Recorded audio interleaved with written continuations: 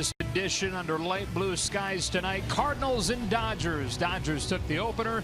Cardinals took game 2 last night. So like you said, John, this is the rubber match. Welcome inside. Joe Davis with Earl Hershiser. Alana Rizzo joins us in just a moment.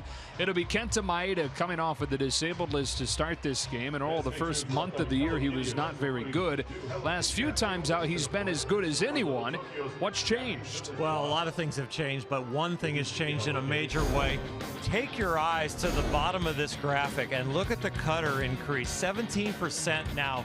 And what that does is it really has improved his slider. It's cut back on the fastball mistakes, and he's made him more of a mystery. The curveball is something he's almost abandoned. The fastball, cutter, and slider are the predominant pitches now that are getting a lot of people out.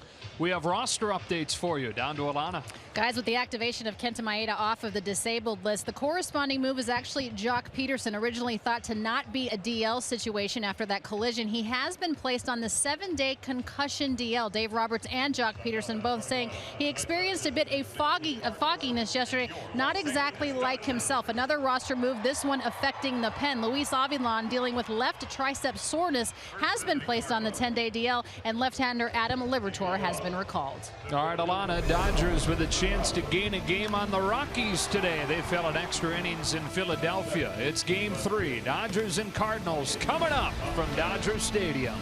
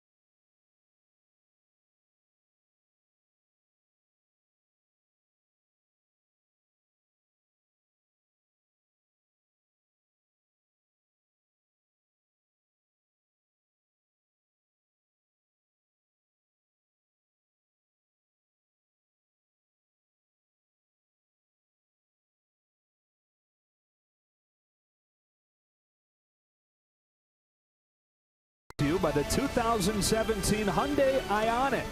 Better drives us.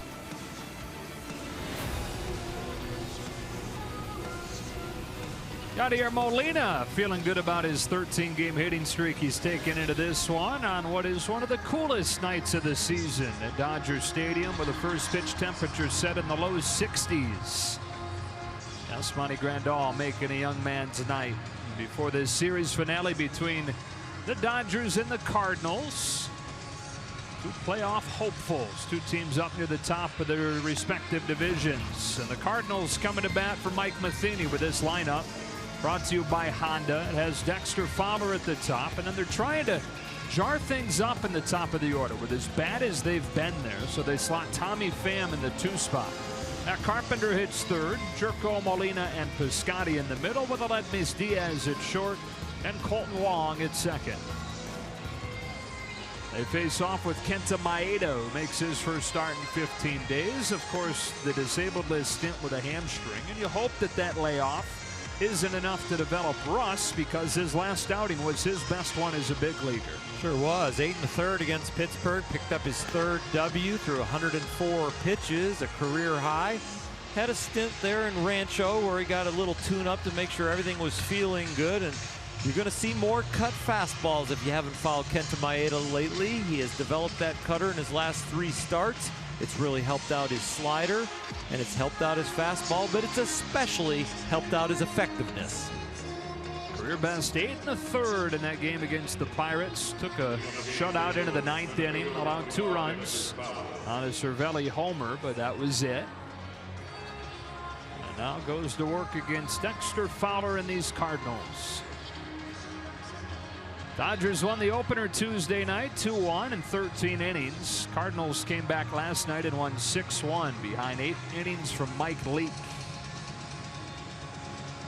Rich Hill went only 4, walked a career high 7, allowed 5 runs. He called the performance embarrassing. So the Dodgers fell to 27-20. They sit 3 games back of the Rockies at the start of action tonight.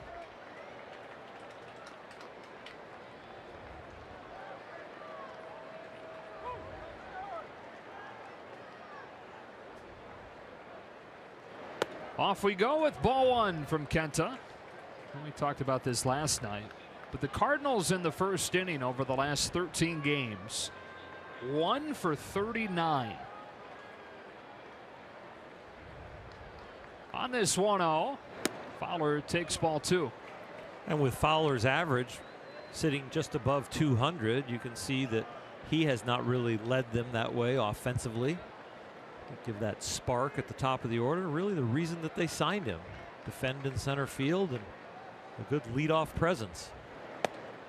There's a strike, 2-1. The other thing they liked about him was his attitude, and they say that that hasn't slumped at all. It's continued to be a nice injection of life into that Cardinals clubhouse that sometimes has a reputation of being a little bit too serious. And Fowler said that he noticed that being on the other side, being with the Cubs. Done his best to lighten things. 2-2.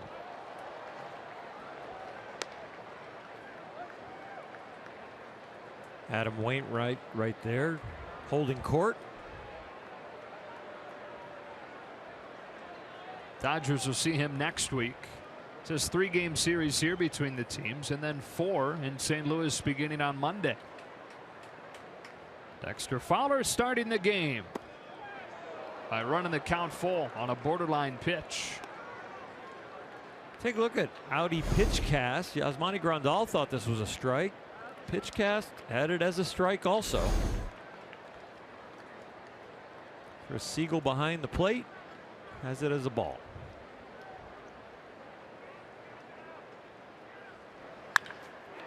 That snaps an 0 for 20 for Dexter Fowler and leads off the game. Yeah, with Chris Taylor in center, he pushed hard around first. Holds on with a single. Little 3-2 breaking ball. You can get anything. It kind of backed up on Kenta there. He'll throw you anything in any count.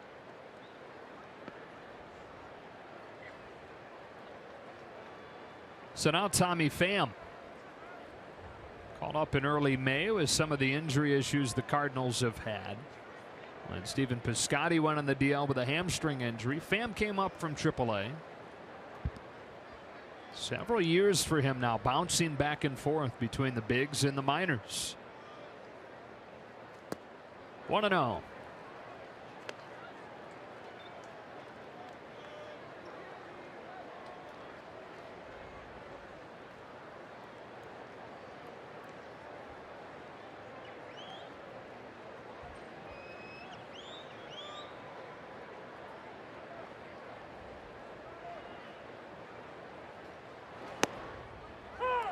Caught the corner, 1-1. 8 pitch into this outing. Rich Hill had already been last night in the dugout after 5, and the Dodger offense was about ready to take the field, and that outing didn't turn out okay. So 8 pitches in the first is fine, Kenta. Yeah, that was an odd one last night. Sure was. 2-1, and they said no blister issues. So, and Rich took total responsibility for it. He says, "My bad. I let him into the game, and I was bad, and it'll never happen again." But he walked a career high 7. His previous career high was 5, and he walked 4 in the second alone. Fowler at first to start the game. Then Maeda checks on him.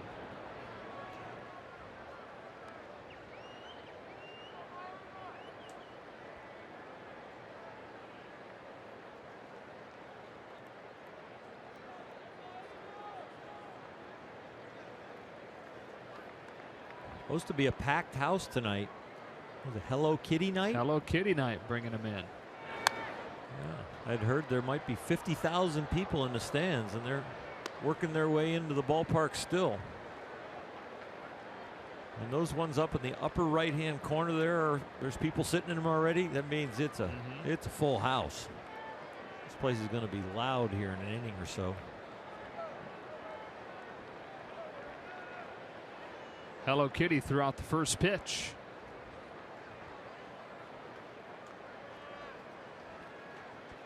Hello Kitty has hands that can throw a baseball. Those are paws. Not throwing a baseball. 2-2, and the count goes full. Now Kenta Maeda, who started this season with an ERA above 8 over his first 4 starts, the last few, and again interrupted by this DL stint, but he's been as good as anybody in baseball. And in fact, during that 3-start stretch, the lowest average exit velocity against by a pretty wide margin of anybody in baseball. Not only the addition of the cutter, but also the preciseness of the slider again. Fowler runs on ball 4. The first 2 have reached against him.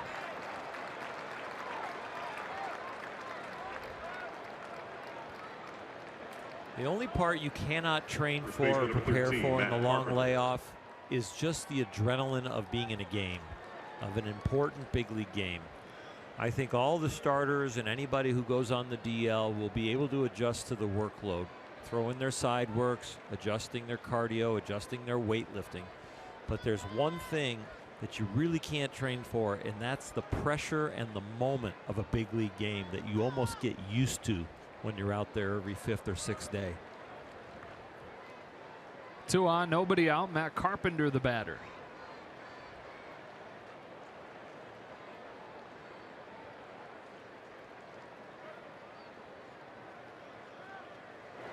Had a 2-hit night last night. Really been slumping as far as the batting average goes, but continues to get on base because he walks so frequently. #1 walk rate in baseball.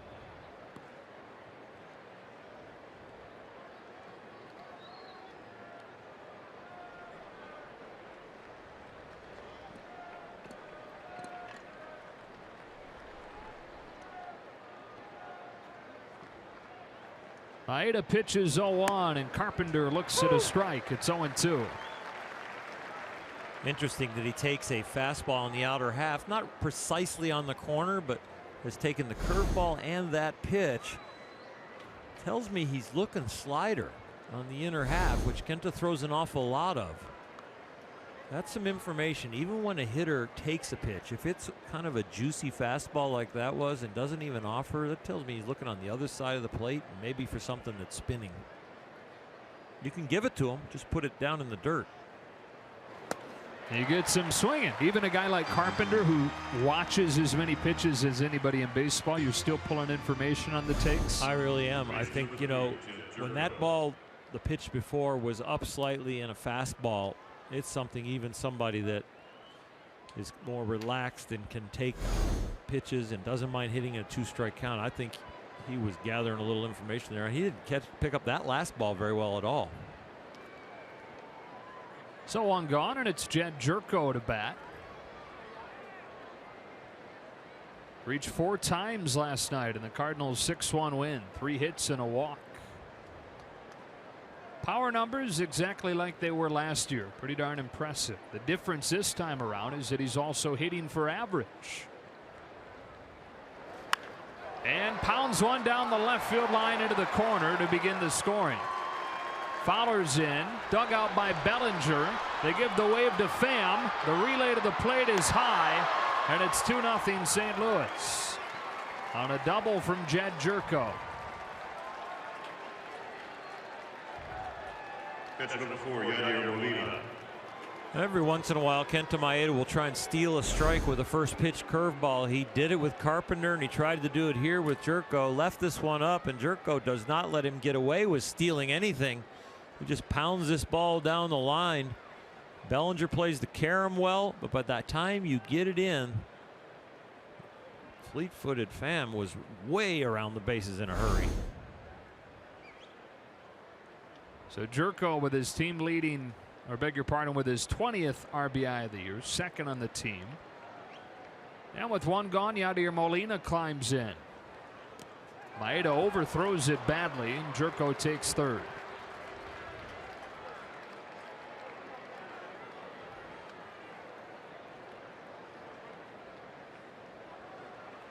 It is overthrown for sure, Joe. When you pull a ball that far as a right-handed pitcher, you are exploding from your back leg before your front leg stabilizes. And so you just jerk it. The effort level was a little too hard and a little too early. And overthrowing was one of the primary issues for Maeda during that first month. Trying to generate more velocity with a 4-seam. Has admitted since that's not who he is as a pitcher. In the air to short center. On comes Taylor. That's going to fall in for a base hit. St. Louis leads 3-0, and Yadier Molina drives in a run and extended his hitting streak to 14. Right fielder number 55, Stephen Piscotty. With the infield in, there's an awful lot of territory between infielders and outfielders, and that's why this ball drops in. Probably Chase Utley would have the best shot at it if he was in his normal position. Probably would have been routine, but pinching in to guard against the runner at 3rd, and that falls in.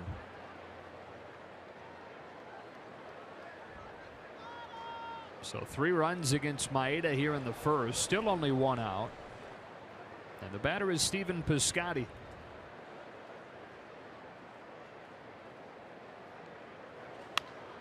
A pop up. Again, shallow center. Chris Taylor's under this one. 2 out. Maeda gets Piscotty on the first pitch. 1 outing after he goes 8 1/3 and takes a shutout into the 9th inning. The Cardinals jump all over him here. You immediately think about the rust that may have developed from having that DL stint for the hamstring. When we saw the overthrown fastball into the left-hand batter's box, that's when I started thinking about the time off. A little bit of that adrenaline and a little bit of the anger that you feel because you've waited, you've gotten healthy, you're out there, and now it's not going well, and you counteract that with more effort. Here's the 7-hitter, Aledmys Diaz, and there's strike 1. Okay, what I can feel for both Rich Hill, who we just saw a shot of, who had a rough outing, walked 7. I know what it's like to walk in those shoes and have a terrible outing and not be able to fix it. And you feel for Kenta, getting out there and you dream of what it's going to be like when you get back out on the field and it's not going well. Diaz yanks one down the left field line. That's a fair ball into the corner. Molina racing to third and stopping there on a Diaz double. 4 hits and a walk in the inning for the Cardinals against Maeda. Second baseman number 16, Colton Wong. Cody Bellinger's getting tired of going in the corner and digging one out of here. Plays the carom well, but enough practice on this play. Let him catch one in the air or something. This is now a huge moment in the game, and here we are only in the bottom of the first. 3-0. You look at that and you go, okay, 9 at bats to go, no big deal. 5-0 in the first. You start to feel like you're going to have to peck away. They put Wong on intentionally and bring the pitcher Michael Wacha up. And yeah, especially when you're facing a staff like this one and a starter like Wacha, who, like everybody else the Cardinals have thrown in this series, sits in the top 5 in the league in ERA. 3 is already enough of a hill to climb against a guy like that. Molina's at third, Diaz at second, and Wong at first after the free pass.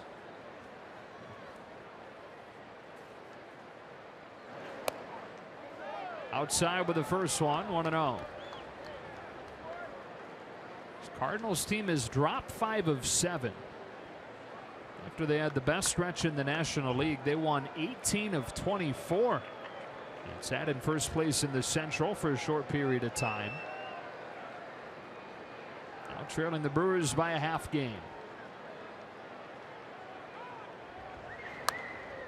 1-1. Michael Wacha started a string of 37 1/3 innings by starters over the last 5 games where they've only given up 3 earned runs. So their starting pitching has been absolutely amazing. Yeah, it's crazy that during that 2-5 stretch, the starters have been awesome. They've only won twice. At the knees, strike 2. So the best starting staff statistically in baseball. The offense has been the issue. Below league average, about 4.5 runs per game for St. Louis. Defense has not been great either. Here's the 1-2. Off of the glove of Grandal. Here comes Molina. They get it to the plate in time to put an end to this inning. First thing that really goes right for the Dodgers in the inning. Stays close enough to Grandal that he can track it down and get the slow-footed Molina after a 3-run first.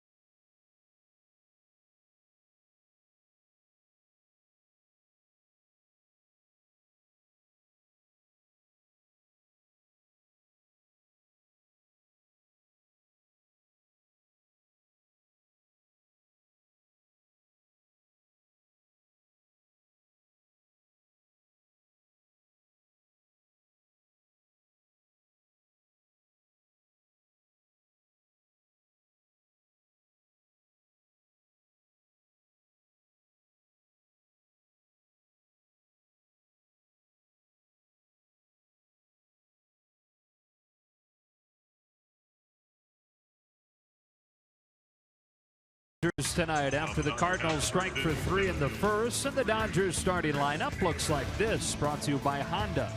Chris Taylor's back at the top, then Seager and Grandal with Adrian Gonzalez sliding back into the cleanup role. Cody Bellinger struggled a little bit lately, so he's down hitting 5th. Utley hit 6th. Kike Hernandez starting at 3rd and batting 7th. And in right it's Puig against Michael Wacha. who for the Cardinals this year has had a bounce back season. You know, last year, those shoulder issues you were talking about, it led to the worst numbers of his entire career, but then he won the 5th spot during spring training and is coming off his best start, 6 shutout innings against San Francisco. Graphic showed an opponent batting average of 242. Well, not when there's runners in scoring position, 143. And you don't want him there even with 2 outs because he's only given up 1 hit this year with runners in scoring position with 2 outs. It's been the case with a lot of the guys on this staff. Why you see such good ERAs. There's been some traffic against them, but they've buckled down when they've had to. That's the ball on Chris Taylor.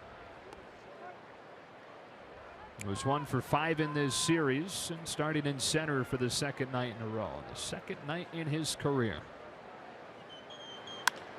Lines the ball into center for a base hit. And a nice start for the Dodgers tonight.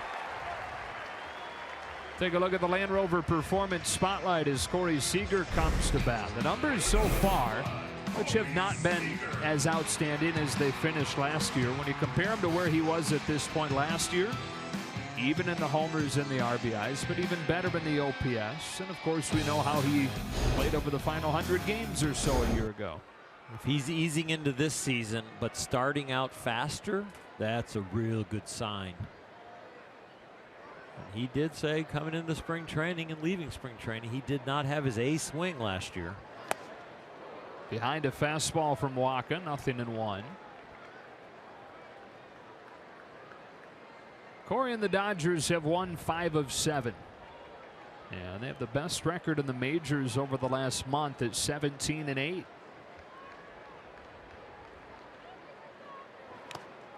Nothing in 2.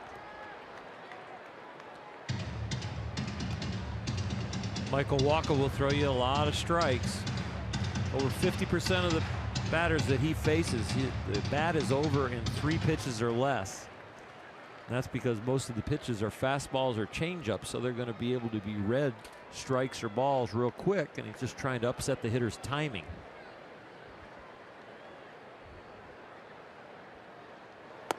Ball 1.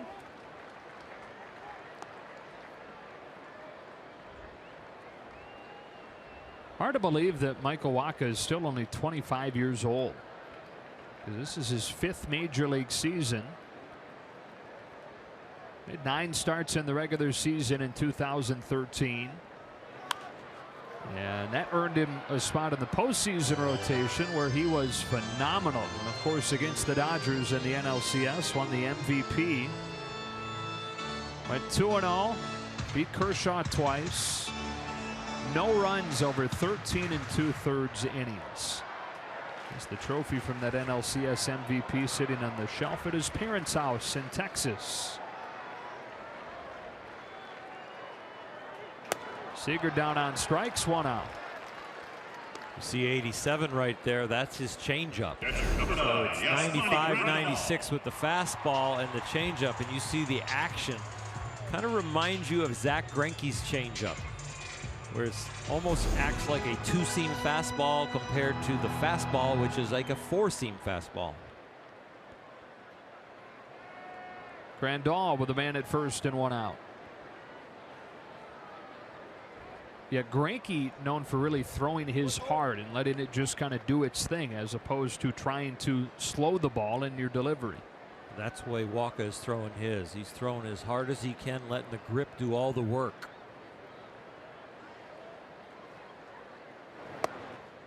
That over-the-top delivery, people talked about his fatigued shoulder that he had to rehab and get stronger. Well, it also raised his arm angle, so he's got a little bit of an Iron Mike delivery where you don't see his arm swing out the back towards second base, and both the fastball and the changeup look alike.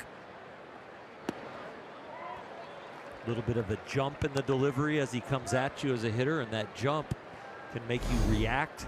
Your timing as a hitter, a little bit right about there. He kind of lunges at you, and that can get you a little flinch, get your timing off, and then add the changeup, and you've got a pretty good combination of pitches. 1-2 on Grandal. Yeah, the only guy only noteworthy pitcher that's dealt with the same thing Wacha has and the shoulder issues you were mentioning. It's shoulder blade problems, and the only other guy that's dealt with that is Brandon McCarthy. And so this offseason, Wacha picked McCarthy's brain about how to strengthen the muscles around it. Brandon told him, really, you just got to strengthen everything. So many tiny muscles in the shoulder. 2 balls and 2 strikes. And so far, so good. He said he felt much stronger this spring.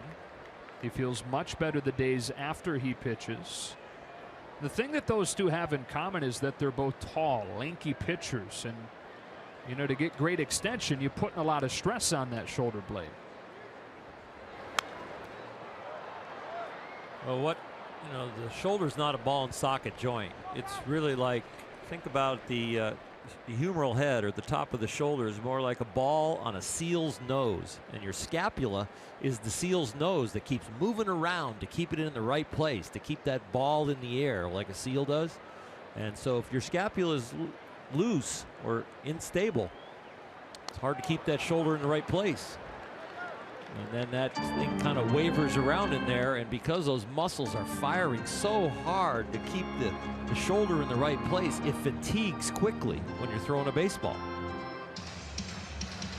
And for Wacha, it's fatigued as the years have gone on. Good starts each of the last 2 years as far as the first half of the season, but then wore down as those small stabilizing muscles betrayed him deeper into the season. Grandal takes inside, and he's worked it full. You know, synchronized swimming. Yeah. Well, that's what those shoulder muscles have to do. They have to do it all in sync. And if it's not in sync, if it's not acting in the right order or at the exact right time, that's when that thing starts wavering around, and it's extra work, and you get tired. That's a foul ball. Grandal can't believe it. He was busting out of the box.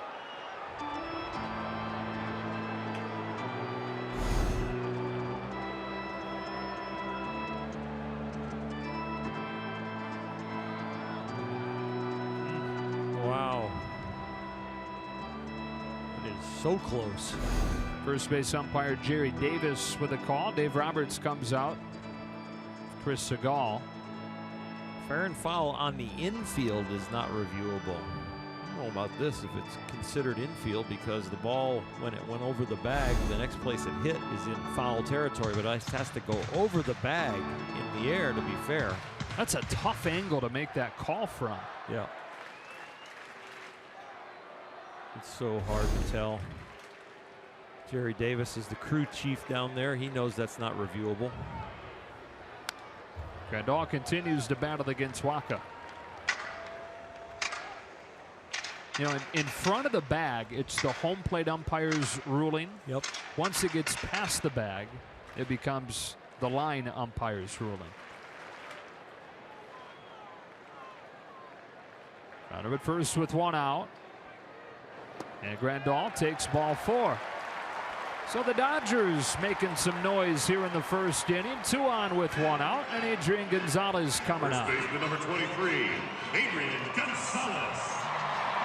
A little flip-flop in the batting order tonight. Adrian Gonzalez hitting in the 4-hole. Cody Bellinger in the 5-hole. Could be a matchup situation. Could also be a way to have Cody protecting Adrian, being viewed maybe now as the hotter bat. Get Adrian some better pitches.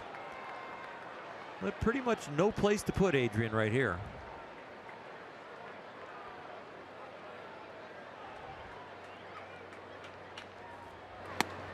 First time he's hit cleanup since April. Bellinger took over that spot pretty quickly. And then Adrian went on the disabled list.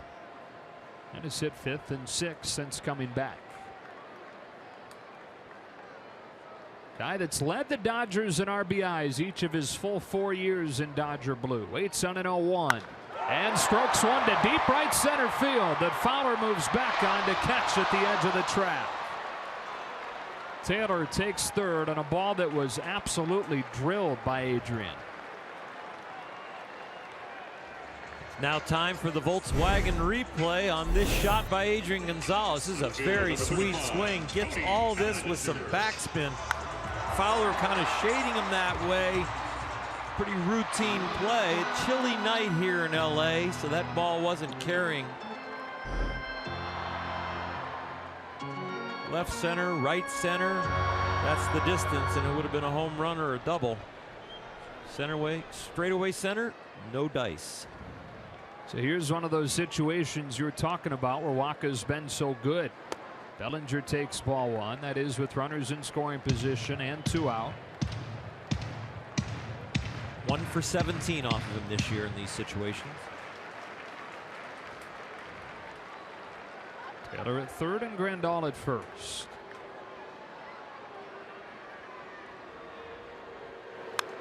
One and one. You look at Cody Bellinger in the 5-hole. Chris Taylor leading off down there at third base.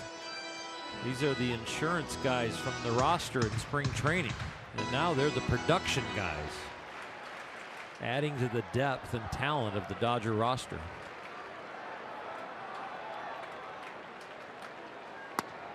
That's a strike, 1 and 2. Wacha going to 97 right there. Got a little extra in the tank, pitching around 94 to 95, 96, and 97 in a jam.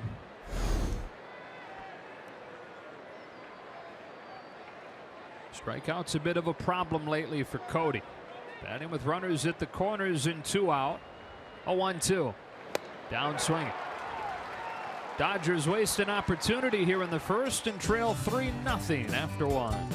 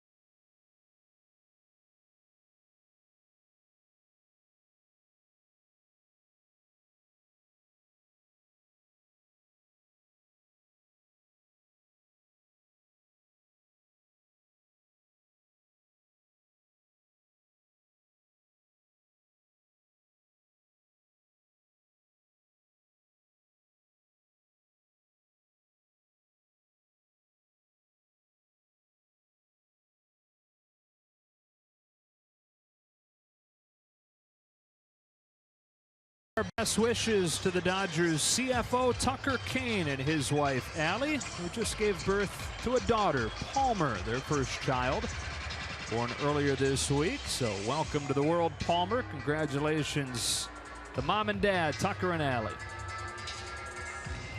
I add my congratulations to that for sure. They're a lovely couple, and I'm sure they're having a great time. A little less sleep, but a great time. A lot of less sleep, yeah. Cardinals got 3 against Kenta in the first inning. They brought 8 men to the plate. And the second issue to Yadier Molina getting caught at the plate to end the inning is that the Cardinals now have to begin the second with the pitcher up. Wacha, Fowler, Pham here in the second.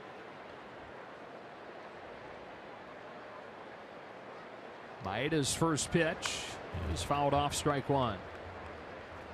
You know, you talked about Kenta in the beginning of the season. One of his problems was overthrowing. Remember, in the offseason, he gained a lot of muscle and a lot of strength, and when you change the caliber of your bullets and you've put in all that work, sometimes that is one of the places you default, because you do feel so good that you're trying to throw harder and you're trying to make it break more and you're trying to change speeds, and all of a sudden you forget about pitching. And that's what I think Kenta meant when his quotes came out about just, I've got to get back to pitching. That's not me. Waka gets under it. Puig in right. 1 out. By the way, we are being told that Hello Kitty is in fact not a cat. Why do they call it Kitty? I don't have the answers for you. I just know that I really swung and missed on that one. Well, you're okay. I said that the kitty had paws, so I'm completely wrong too. Boyd Robertson showing me a link right now that the headline is Hello Kitty is not a cat, plus more reveals before her LA tour. So I'm glad to know that I'm not the only one that didn't know that right off the top. Cat-like ears on whatever it is. You just want to keep digging with that shovel? Dexter Fowler flies it to left, and Maeda gets 2 quick outs here as Bellinger puts it away.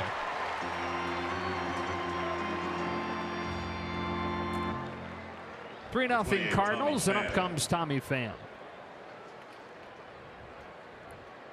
Kind of backwards from last night, where Rich Hill had that 5-pitch first inning, and then through 36 pitches in the second, Maeda an arduous first inning, trying to work a 1-2-3 second. Spins one outside on Pham, ball 1. Pham, a guy who's had an injury-riddled career, really an injury-riddled climb to the majors. It's 1-1. And then he had hoped that it was behind him. Gets it to the majors last year. Starts the year in the majors, which was something new for him. And in his very first swing of the year, he injures his oblique. Swings wildly here, falls behind 1-2. There were 2 guys that had that happen on opening day in the National League within the last couple of years.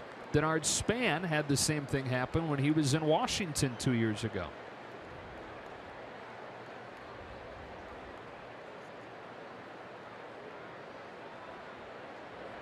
Maeda pitches 1-2, and Pham takes high 2-2. You know what? It's actually Ben Revere. Ben Revere in Washington had that happen.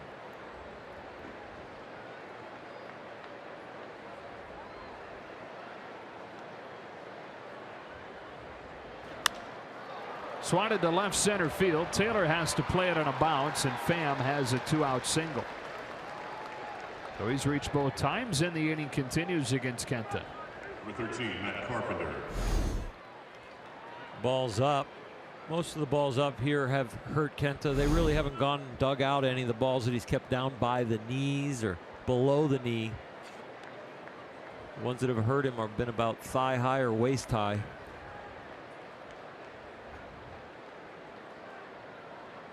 So here's Carpenter. The lone strikeout victim of Maeda's so far.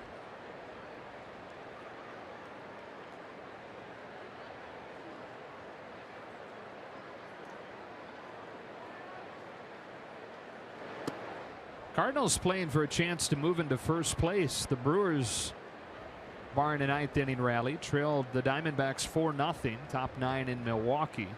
The Cardinals entered the day a half game back. Tied with the Cubs, who already won, beat the Giants, and are on the flight out here to Los Angeles as we speak. An Anchorman themed flight. So they've got the throwback suits on. Some of them have, I think I saw Anthony Rizzo had an afro wig. The Anchorman look.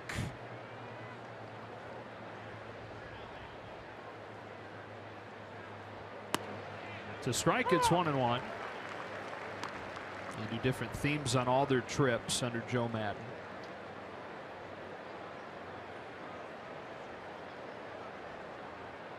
Got to be a costume store in Chicago that's doing really good business now. Right. Joe Madden probably owns a piece of it before he started that.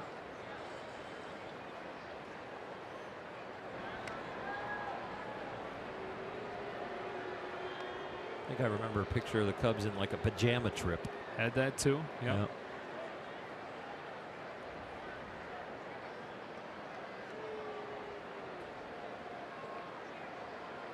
Not sure if the Cubs go to San Diego on this trip, but I guess that would make sense to have, with Anchorman being set in San Diego. Would make sense. Fades away, and it's 2-1. Matt Carpenter. All-Star 3 times. Most recently last year. And he was slowed by an oblique injury in the second half, and started him slowly in spring training this year as he was easing back from that. It's a strike. It's 2-2. So some have pointed to that as the reason that he's not swung it particularly well. Again, though, still getting on base with all the walks that he draws.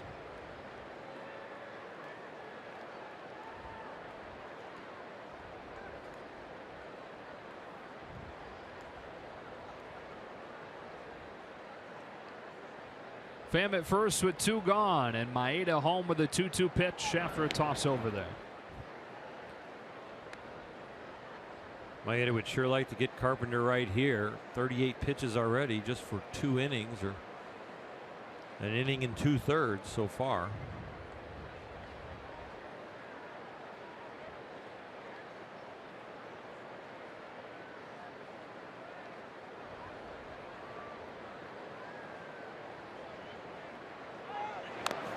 Runner took off, and it was fouled off.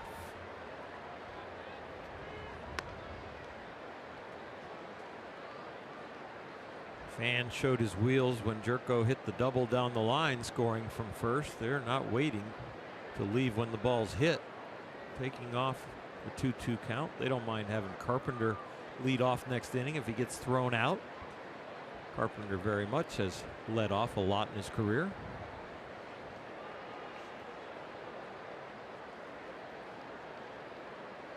Another 2-2, and it's popped up to left center field. Bellinger or Taylor. Well, Bellinger put it into the second.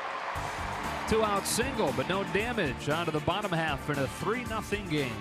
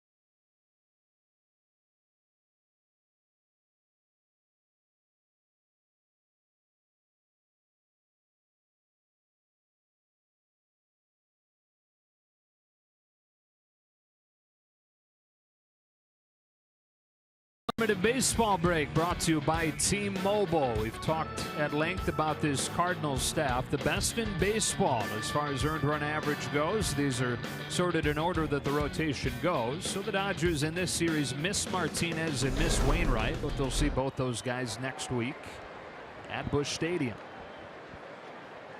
Michael Wacha able to pitch around a pair of first inning base runners and now goes to work against Chase Utley. Really impressive. Yeah, and you mentioned Wainwright getting better lately to try and join the group. Only one run allowed in his last 2 starts. 1-2 on Utley. Best of the bunch, they say, is Carlos Martinez. Dodgers will get their first look at him this year, late in the series next week. Recently signed to a long-term deal. Utley hits a high fly ball to right that sends Piscotty back. Track. Wall. Utley's gone deep for the first time this year.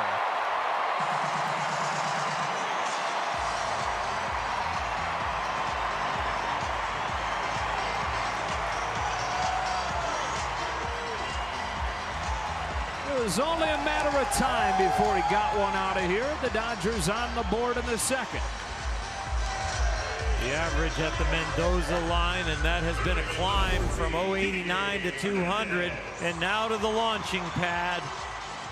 Home run right here, and he's running hard. He knows he got it with backspin, but still busting it. Now Kike Hernandez looks at a fastball high. 251 in his glorious career. Fouled off 1-1. The Silver Fox nickname is kind of sticking, isn't it? It sure is. Adrian Gonzalez was patting him on the back there. I don't know if they had a little side bet on who would get there first. Adrian's still stuck on 0. He crushed his earlier tonight, but that did not make it out in center field. Chase used the shorter right field wall.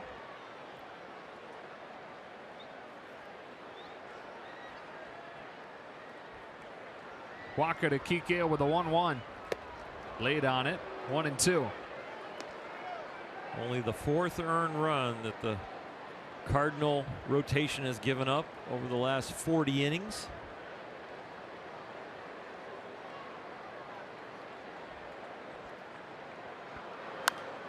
Fouled off. Still a ball and 2 strikes. You know, Wacha, who's top 5 in the National League in ERA, he had to win the 5th spot in the rotation during spring training, and he really won it by default because Alex Reyes, the top pitching prospect in baseball, had to have Tommy John surgery.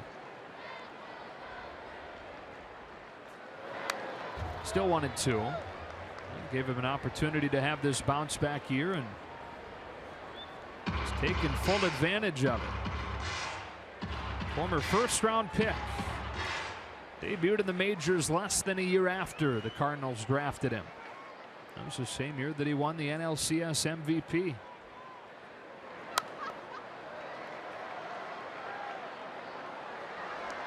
Drafted out of Texas A&M, and he was the compensation pick for Albert Pujols when the Cardinals lost him to the Angels. And A&M was good buddies with Ross Stripling. Fools Hernandez with a curve, which he doesn't throw very frequently. Strike 3. Right field, number 66. Yes, just mixes it in, especially after the high fastball. Hard to really think that ball is going to drop down when he's been throwing 96, 97 at your letters. One out for Puig, who's trying to snap an 0 of 11.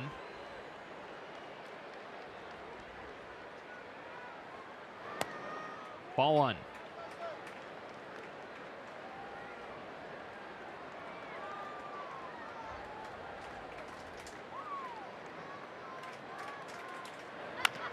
Curve on the ground is short. Diaz scoops it up. Puig's the second out.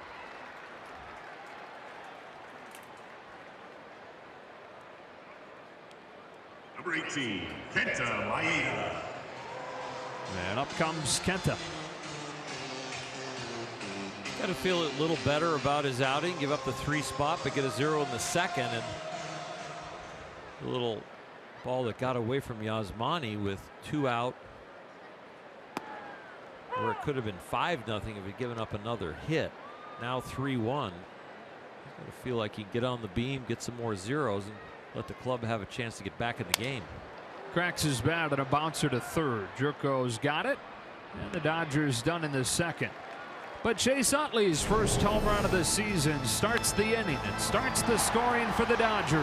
After 2, it's 3-1.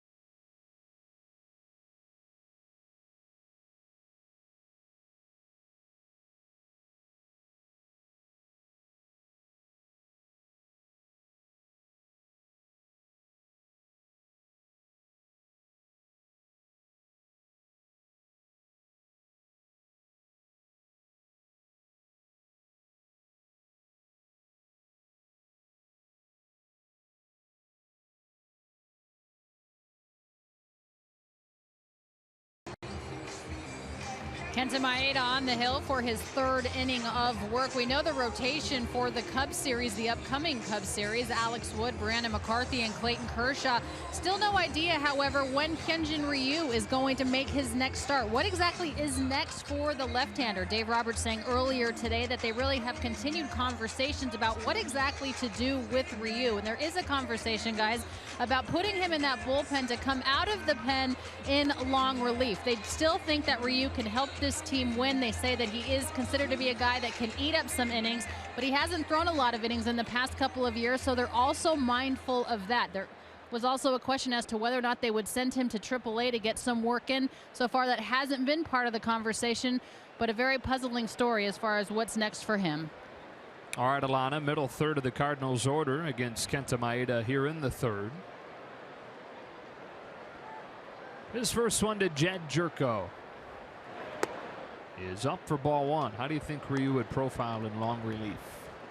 You know what? If he can pitch and pitch well, he can pitch in any role because his stuff plays everywhere because he's got such good touch and feel and location on a lot of different pitches. It's just a matter of him being able to get the ball down and do what he does, change speeds. Jerko has his 2nd hit of the night, his 5th over the last 2 games. Definitely have to change your program when all of a sudden you go from starter to the bullpen. And you have to adjust when you get your work on the side because as a guy in the pen, as a starter, you used to really having the ball in your hand about every 2nd or 3rd day from side works to games. And in the pen, that might not happen. They might say, well, don't throw side work today. We need you long tomorrow. Hey, got through that one. Don't throw side work today. We might need you long tomorrow. And you have to learn to be able to do some touch feel pens to stay sharp. Molina, the hitter, longest hitting streak in the National League at 14 games after his first inning RBI single.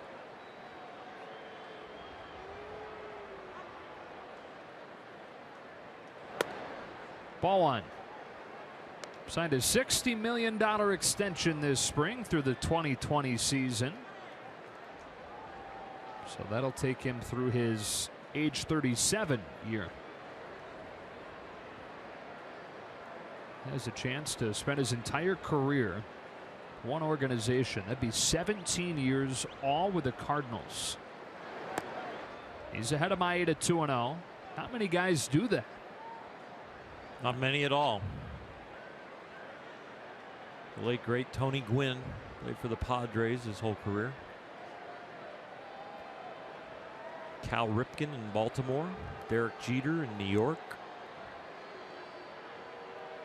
I think Mariano Rivera. Yep.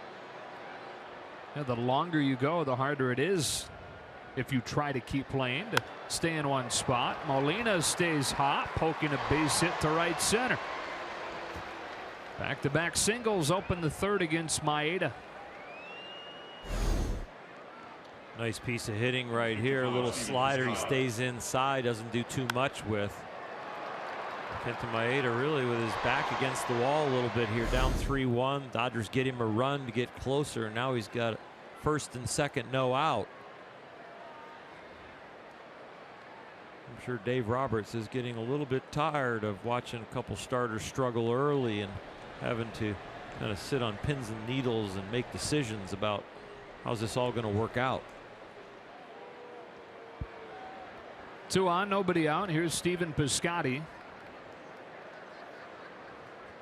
Cardinals trying to add on here in the third after their 6-1 win last night. Piscotty bunts to the first pitch, strike one. Like Molina, signed an extension earlier this year. His is through 2022. Only in his third year in the majors, but he actually approached St. Louis about a long-term deal this offseason. And John Mozeliak, their general manager, said makes a lot of sense with how mature he is. Something the Cardinals have made a habit of, locking up their their young players long term. Stabbed at it. It's 0-2. Did the same thing with Colton Wong. Did it with Matt Carpenter. They did it with Carlos Martinez. With Piscotty, they love his leadership. Oldest of 3 boys growing up in the Piscotty family. They all played high-level college baseball, and he said it was always important for him to be mature. Set an example from an early age for those younger brothers. 1-2.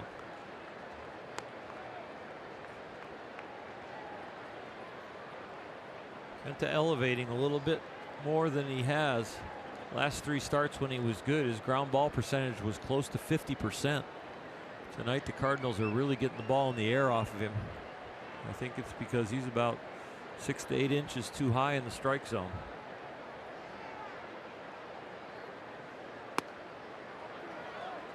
Those balls down there around the knee like that one there off the plate. Got to get that pitch on the plate so the hitter's offer and get a few more balls hit on the ground. And he could use a ground ball double play right here.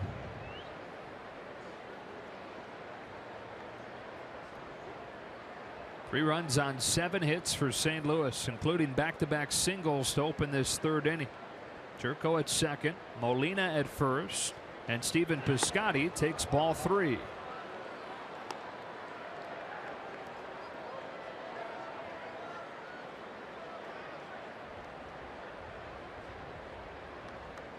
Seven hits tonight from Kenta. 5 on his slider, 1 on his curveball, and 1 on his changeup.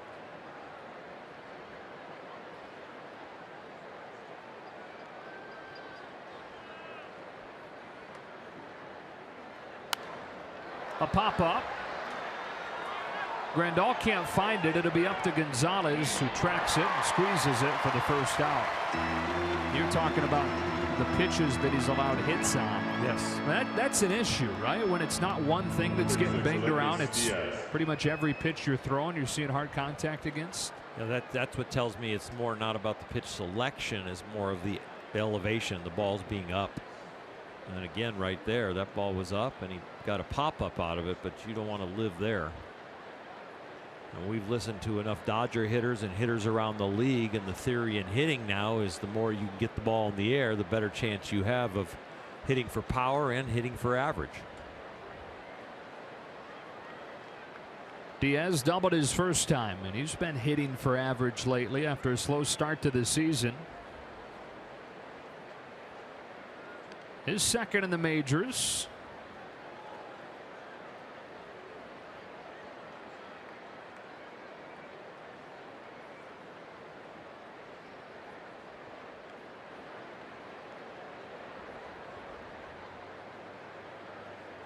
2 on with 1 out. The 26-year-old out of Cuba takes ball 1. Good backhanded stop on a Burns slider. It's 1-0. That's a really good stop because it keeps the double play in order. That's just like a backhanded pick, like a first baseman getting a ball from one of the other infielders. Smiley has a little corner infielder in him, although that was as a third baseman coming up. Played at some at Miami too.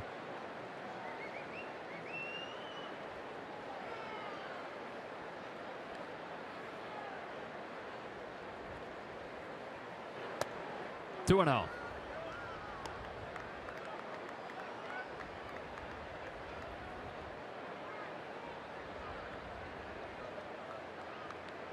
Diaz was playing for the Cuban national team when he snuck out of the hotel, defected in 2012 without telling his family. That would risk somebody finding out.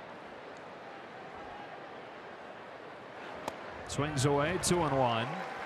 2 weeks without contact with his family afterwards. So he sneaks out of the hotel, doesn't tell anybody that he's doing it.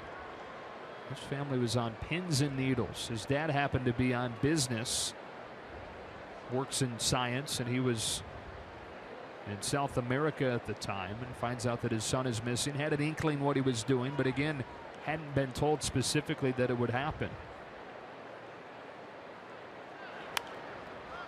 Can you imagine? I can't imagine 2 weeks without hearing from your child. As you're telling the story, I'm sitting here shaking my head.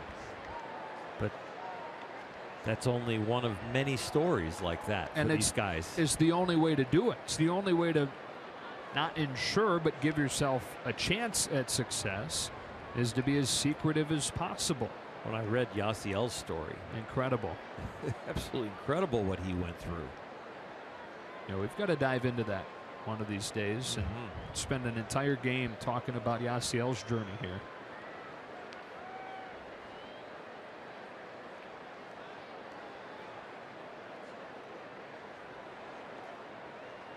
Kenta really digging deep, trying to find the stuff to get through this third inning. Back-to-back singles started it. 2 balls and 2 strikes on Aledmys Diaz now. And the guys that leave Cuba, they don't like leave and then all of a sudden get to start playing baseball right away. Some of them sit out 6 months to 2 years before they get to play organized baseball again, working their way. Maeda gets Diaz for the second out of the inning, only his second K. MLB.com app bet, your #1 mobile app for live Dodger baseball. Stay connected with a fully customizable experience. Get Dodger home screen icons and app features as well as game day. Live video game highlights, or live game video highlights, radio broadcasts, StatCast news, and more. Download MLB.com app bat today. 2 on, 2 out for Kolten Wong. His second time up, but the first time that he'll see a pitch from Kenta. He was walked intentionally his first time.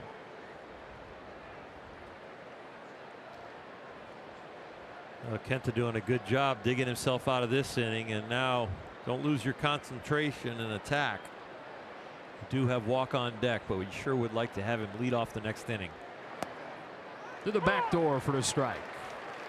With that little cutter, I think. I mean, might have thought slider, but it was firm and out there on that outside edge. A little better job this inning keeping the ball down for that second out especially.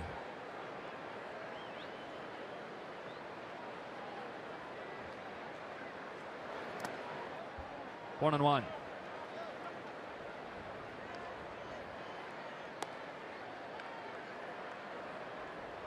The cutter's not been quite as prevalent in this outing as it's been, like we detailed off of the top lately. But it hasn't been as effective and it hasn't been as prevalent. You really can't pick out the pitch that has helped him out in this game yet. You just really, when he gets an out, it's probably just a little better location. Wong, and the ground is short. Seager positioned well. And despite 7 hits and a walk through 3 innings, the Cardinals only with 3.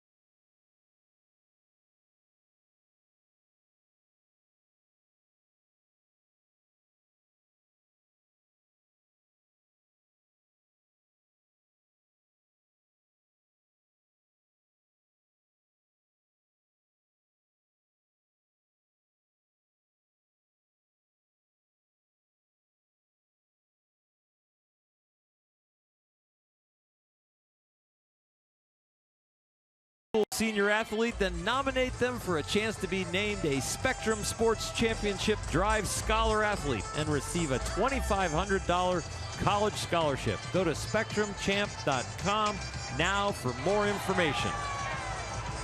A lot of great smiles in the ballpark tonight. Hope they're having a great time. Looks like she is.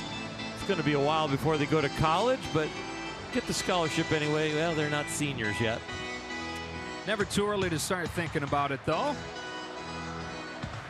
Not too early to start thinking about putting something together against Michael Wacha. Dodgers getting their lone run on a Chase Utley solo shot. Now the second time through. And Chris Taylor, who singled his first time, takes strike one as Wacha starts him with a curveball. Chris now hitting at a .333 clip. You cannot get him out of the lineup, and he won't let you get him out of the lineup. We're talking a little bit about the potential roster crunch that could be coming up, but really it's just another day in managing this roster, because it seems like there are always roster crunches with the depth this team has. And Dave Roberts' patented quote from a lot of managers, not only Dave, is these things have a tendency to work themselves out. But the way they've worked out for the Dodgers, it has come out smelling like roses, finding two wonderful players in Cody Bellinger and Brett Eibner right there, who's shown a lot of power and consistency. There's Cody, and the guy at the plate, Chris Taylor. He's worked the count even, 2 balls and 2 strikes. Former Seattle Mariner. Former Virginia Cavalier. Waits on a 2-2 and runs it full. So Chris chose Virginia, but grew up a Virginia Tech fan, diehard Hokie football fan. Family full of them. His dad went to Virginia Tech and is in the Virginia Tech Hall of Fame as a wrestler. Banged to second. Wong knocks it down. Internal clock spot on. Calmly picks it up and throws Taylor out. Oh, it's got to be hard hit. Check out StatCast. That's got to be over 100 miles an hour, I would think. Just happens to be at somebody. If it's not at anybody at all, even a step and a dive doesn't get that one. Chris Taylor still banging the ball around. 101. Your radar's right. Plus or minus 2. It's a ball on Seager. You give up enough bullets in your career, you can really read them. Who needs StatCast? It was hit hard. 1-1. Corey struck out his first time, 1 for his last 13 now. I thought that was an interesting graphic we showed earlier about his starts from last year to this year. Because it's kind of like the Dodgers. It's such a high expectation for everybody and everything. And so, you know, the narrative a lot of times when the Dodgers lose a game is, okay, what's wrong with them? Went out and played 9 holes of golf with my wife today and passed the guy as we were having breakfast, and he goes, hey, really enjoying the broadcasts and the team, but what's wrong with the Dodgers? I'm like, what's wrong with the Dodgers? The 27-20 Dodgers? Yeah. Those ones? I'm like, well, yeah, but that offense, they can't get going. I'm like, okay, most runs per game in the major leagues in May. 6, maybe not quite there now. And he's like, yeah, but last night. And I'm like, I love your passion. I love the fact that you watch. And what about Rich Hill? Number 9, and by the end of the conversation, I had contradicted every point as a gentleman, not gotten in an argument. And he's like, yeah, those guys are fantastic. But you know what? It's that passion that you love. On a daily basis. That's right. What makes this so great. You live and breathe it. Seager strikes out, and now Grandal takes ball 1. Wacha started 2 of the 3 hitters in this inning with the curveball, something that he throws very rarely. Fastball now, and it's 2-0. Yasmani walked his first time. The lone free pass issued by Wacha.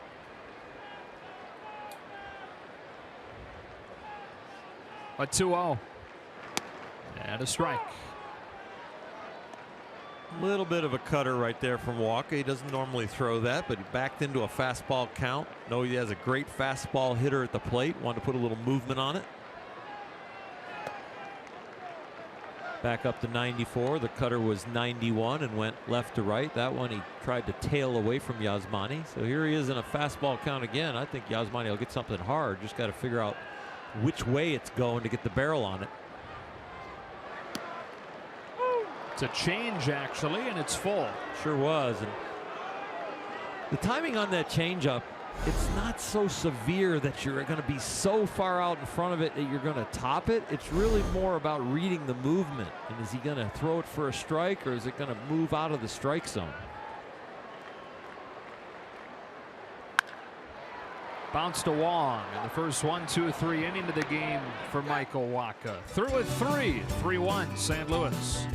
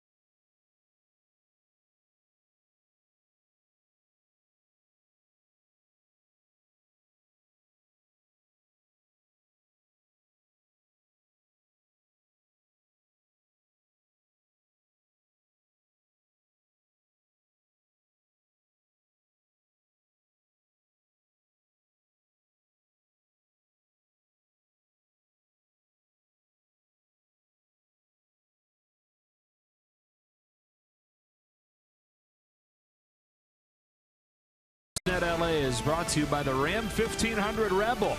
Experience the power and toughness of Ram at your local dealer. And by Jack in the Box. Come try the new sweet or spicy barbecue bacon cheeseburger and chicken sandwich. Limited time only.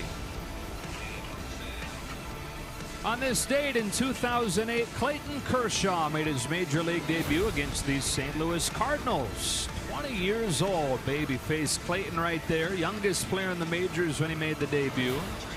The line, 6 innings, 2 runs allowed, a no decision. In a game the Dodgers came back and won 4-3 in 10 innings on an Andre Ethier walk-off single to score Juan Pierre. Dodgers got a home run in that game from Luis Mazza. Only home run he ever hit in his career. Only season he played in the majors, played 45 games. Clayton took a no decision in the first game of what is now a 10-year career. You notice that he was wearing 54 in that picture during his debut. Wore it just 1 game, and then Mark Sweeney, who was a bench player for the Dodgers, agreed to give Kershaw 22. Looks like a montage of ticket stubs in Clayton's likeness. Wacha takes a strike. Kershaw worn 22. Travel ball growing up, or playing first base. And I don't know if they're tickets. Just a bunch of different. First I was thinking album covers maybe, but it's a bunch of different things. Wacha grounds to Seager, who throws him out. And we go down to Alana. Well, guys, I asked Clayton about that day 9 years ago when he made his debut, and the first thing he says to me is, I guess that means I'm old, right? And he laughed, and he said, you know what? It's a time that today I will actually take a look back and reflect on the last 9 years. He says, I remember it being a great day. Of course, all of his family and friends were there in attendance. He says, I can't believe how fast it's gone. 9 years. He's like, well, I guess I'm old. Wonder if there's any of those 54 jerseys floating around. Have anybody purchased Kershaw number 54 uniforms? Top of the order for the Cardinals, Dexter Fowler. Strike 1. I wonder if there were any printed, you know, because it was just his very first game. I would not think there were any printed at all.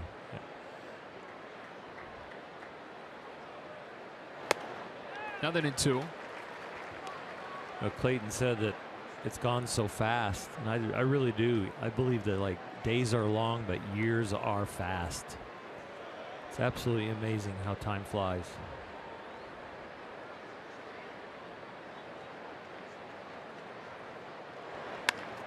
Fowler hits one that ricochets off the mound, and Corey Seager with a couple of assists to open this inning. Well, turnabout's fair play. Dodgers squared up some ball last inning, but right at fielders. Fowler hit that one good, but Seager was positioned perfectly. I feel like we say that a lot. It's getting more and more accurate, the defense. The hitters are going to have to make an adjustment if they hit the ball on the ground. A lot of them have, and that is stop hitting the ball on the ground. Exactly. 2 gone for Tommy Pham in a 3-1 game in the 4th. Ball 1.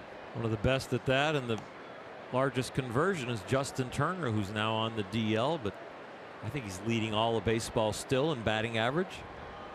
Was it almost 400, 372-ish? Ball and a strike. And that can't be overlooked, that the Dodgers have struggled to score runs with him absent. 3-hole hitter that's huge clutch hitter and really never struggles with hitting the really good pitchers or the guys in the 8th inning or the 9th inning that come in. Justin Turner's consistent with his production against everybody. Dodgers in this series, Oral, are 9 for 81. That's pretty much 1 for 9.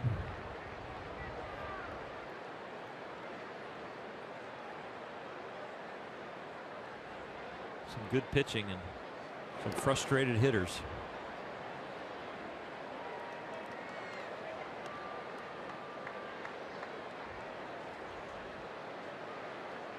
Andrew Eathard continuing to do his best to work his way back from that lower back tightness, stiffness, soreness that he was feeling during spring training, and has just continued to nag at him. Pham down on a fastball that was up. Maeda put him by him at 93 and worked to 1, 2, 3, 4.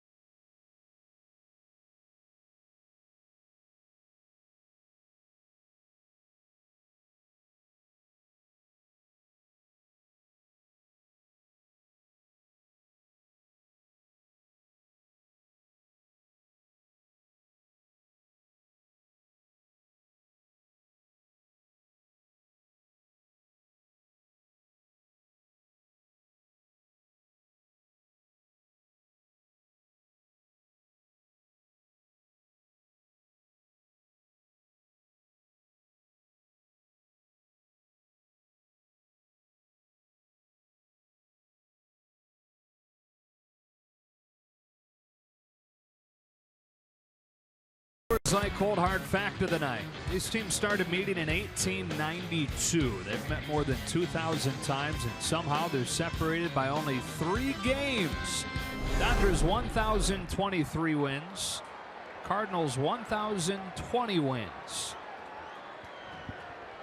Current leaders of these clubs: Mike Matheny, Dave Roberts, and Adrian Gonzalez taking ball one from Michael Wacha.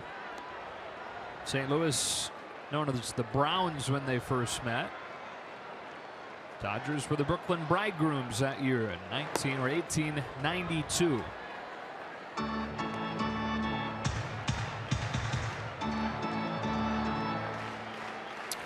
So this is interesting. Hyun-Jin Ryu warming in the Dodger bullpen. 1-2.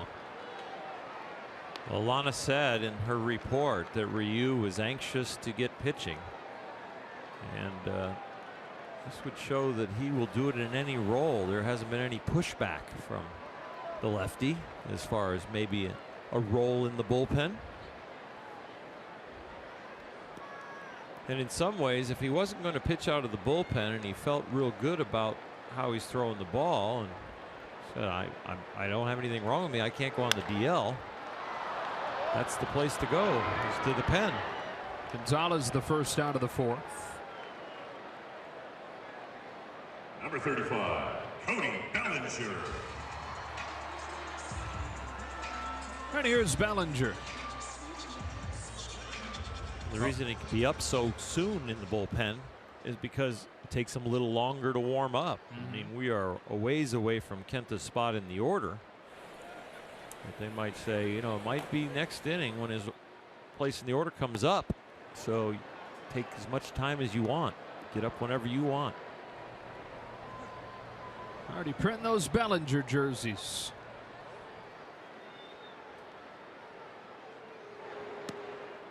Curve, and it's 2-0. You think the routine's hard for Ryu to figure out down there? How about his interpreter, Brian? Where do I stand when you're warming up in the bullpen? Strike one.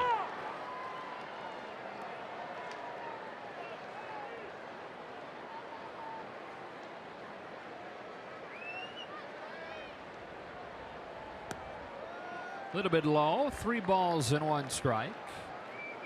Bellinger struck out his first time. He's 1 for 8 in this series. See if he gets one to drive here. He does. Down the line, a base hit. Piscotty cuts it off with a backhand. Bellinger an aggressive turn and hold. A 1-out single. Brings up Chase Utley, and we take a look back to his home run on our Cardinals cam. His first home run of the season. Top 10 and all-time homers from second baseman. This was number 251 in his career. Number 1 on that list is Jeff Kent, all-time home run hitters at second base, 377. Pretty good name behind Jeff Kent. Rogers Hornsby, 301. Just to be in the top 10, Chase Utley, congratulations. It's now 1 shy of Brett Boone for the 8th spot among second basemen. Got his hands in, yanked it foul.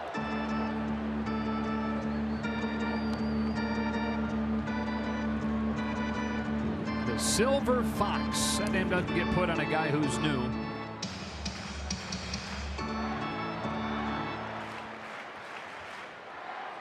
You know they respect him when he's the Silver Fox and not the Silver Goat.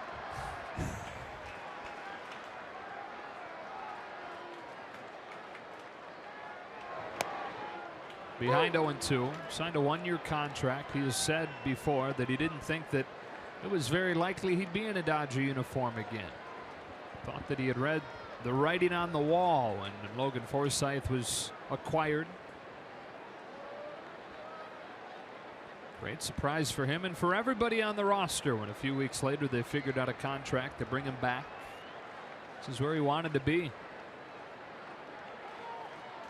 After he signed, Andrew Friedman was quoted as saying he would have been signed long ago if he'd have been right-handed.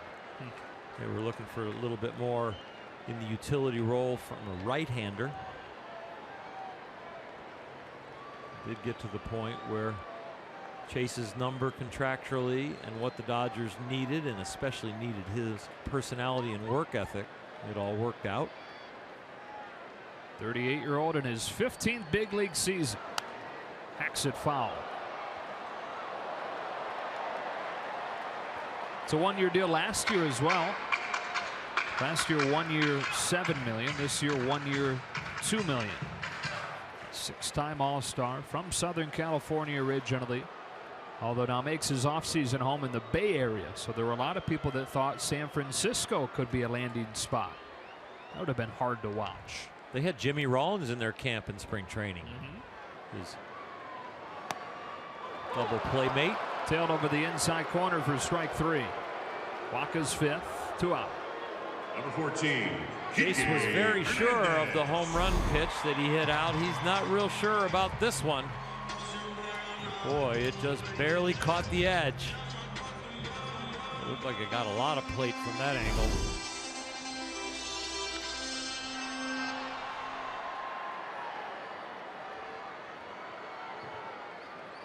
So now Hernandez.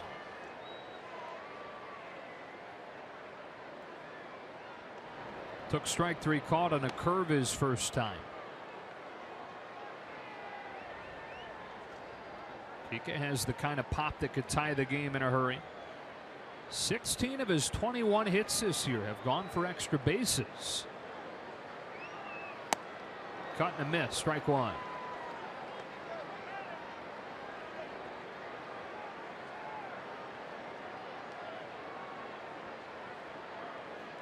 His very first career home run in his second game. That was when he was playing for the Astros, then the Marlins, then the Dodgers.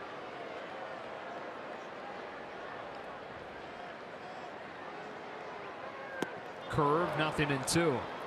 One of the best curves he's thrown tonight. That one had bite. He's used it to get a strike here and there, but that ball looked like the fastball at your belly button and ended up at a curveball at your shoes.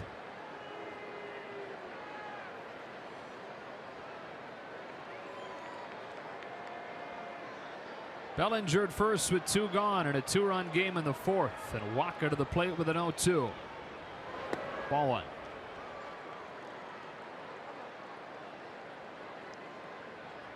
Bottom of this order has some thunder in it for the Dodgers. When you got Yasiel Puig with 8 home runs, 24 RBIs on deck.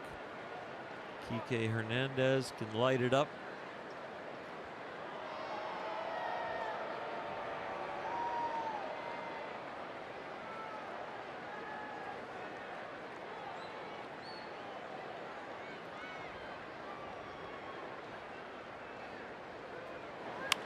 Curve is pulled down the line but foul.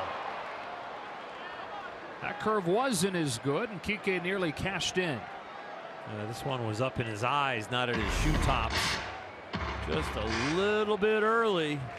Same kind of curveball that Jerko hit off of Kenta Maeda earlier for a couple RBIs.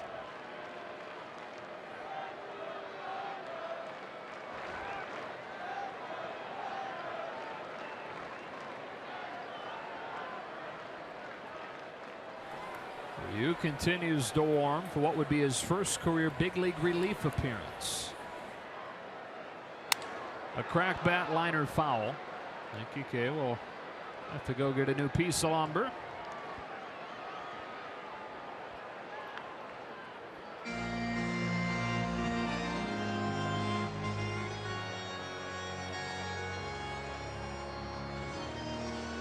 Well, at the very least, they've run that pitch count up with a few base runners, these 3 hits, a walk, and some deep counts. Next pitch will be the 75th, and Waka's still not out of the 4th. Walker's had 7 starts, 6 of them quality starts, and in every start he's gone at least 6 innings. Still on track to be able to do that. Dodgers trying to knock him off that track. Here's another 1-2. Again, pulled foul. Well, the Cardinals have definitely figured out if we can throw the ball in the inner half of the plate or inside off the plate, that Kike is probably going to pull it foul. We've got Jerko down on the line, like if Kike jerks it. We've got them defending that line down the left field line.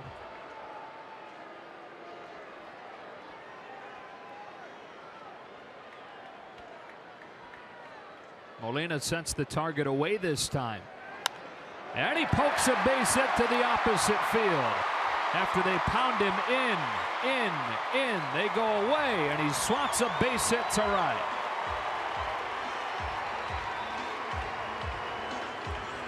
Well, they turn the field for Kike. All of a sudden, anything in, he's pulling foul. Give him something away. You let him hit it into fair territory. This one to right field for this base hit. A lot of times when you go to the area where the hitter likes the ball and can put it in fair territory, you try and make sure it's a ball. That one was a little bit up. Kike got enough swing on it to get the base hit. So the tying run on base and the go-ahead run at the plate in the form of Puig. This wouldn't be a bad time to snap an 0 for 12.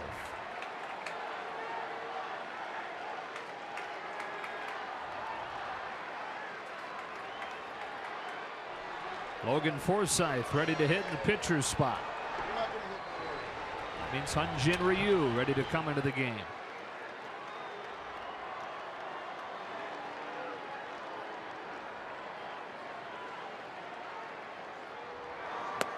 Fastball he had a chance at, missed it, strike one.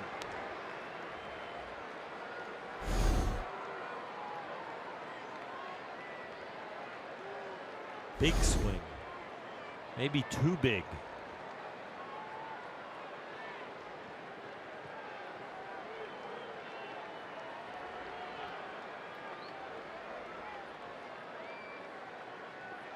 Kenta was getting his shin guard, which could mean that it's a bluff that Forsythe is out there. Could be a couple different scenarios going on. Home run from Puig. Kenta still pitching. He gets to hit. Maybe a double that scores 2. Tie game. Maybe he gets to hit for himself. But if they're still down, Forsythe hits. Puig reaches with a walk or just a base hit. Down by 1. They're probably going to hit Forsythe to try and still catch the Cardinals.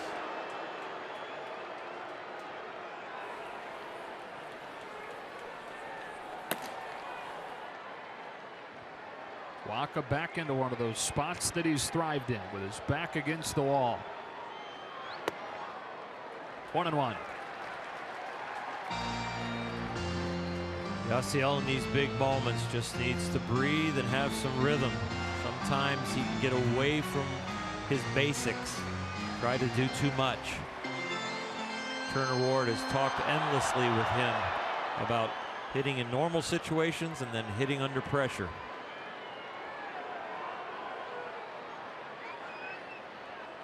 The 1-1 pitch is a strike, 1-2, and a huge call on a borderline pitch. We got to take a look at this one. Not that close. Swings the entire at bat. It sure does. That is a big pitch, not only for Yasiel and Waka, but for the whole game.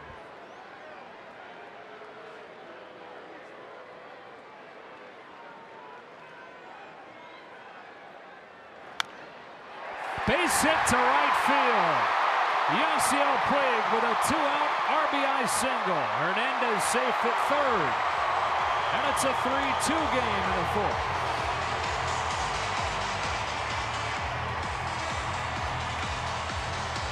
He missed his spot, and Yasiel did a great job protecting right here. Only the second hit this year with runners in scoring position and 2 outs that Waka has given up. Yasiel, it was a ball, but he was protecting. He definitely shortened up to make sure he gave him a chance.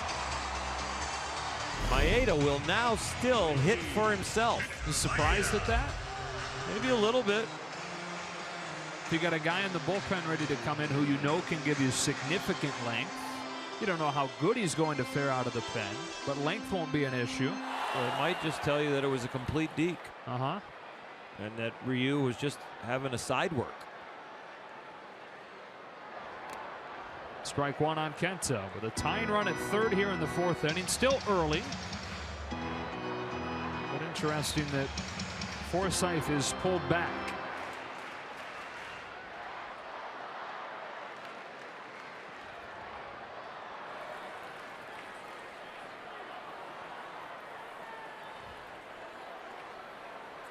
Puig runs On strike two.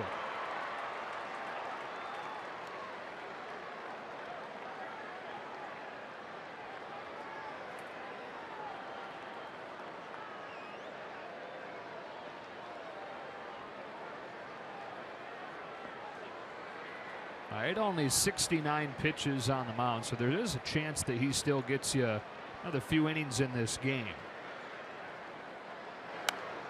Flips it foul.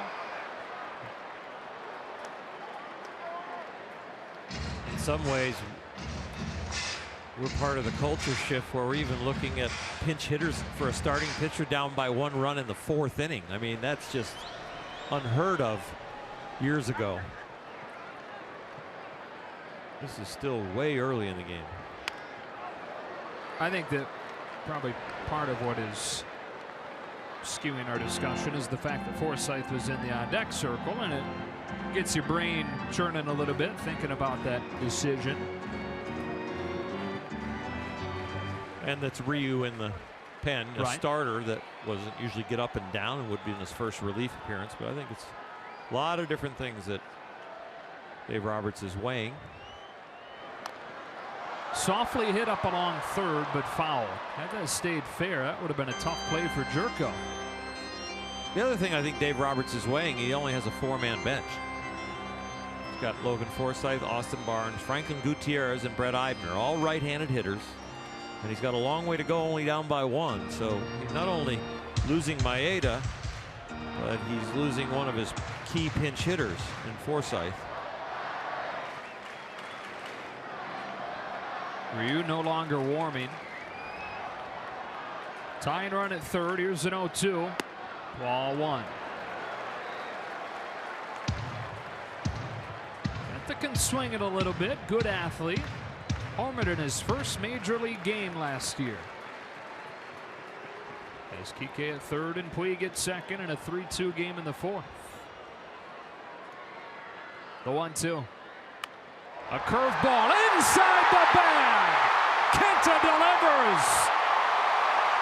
On his way to second. He's out, but the Dodgers have taken the lead 4-3. That's why you hit it. Home run in his first big league at bat. In his last big league at bat, a 2-out double for 2 RBIs, and to put him and the Dodgers up 4-3.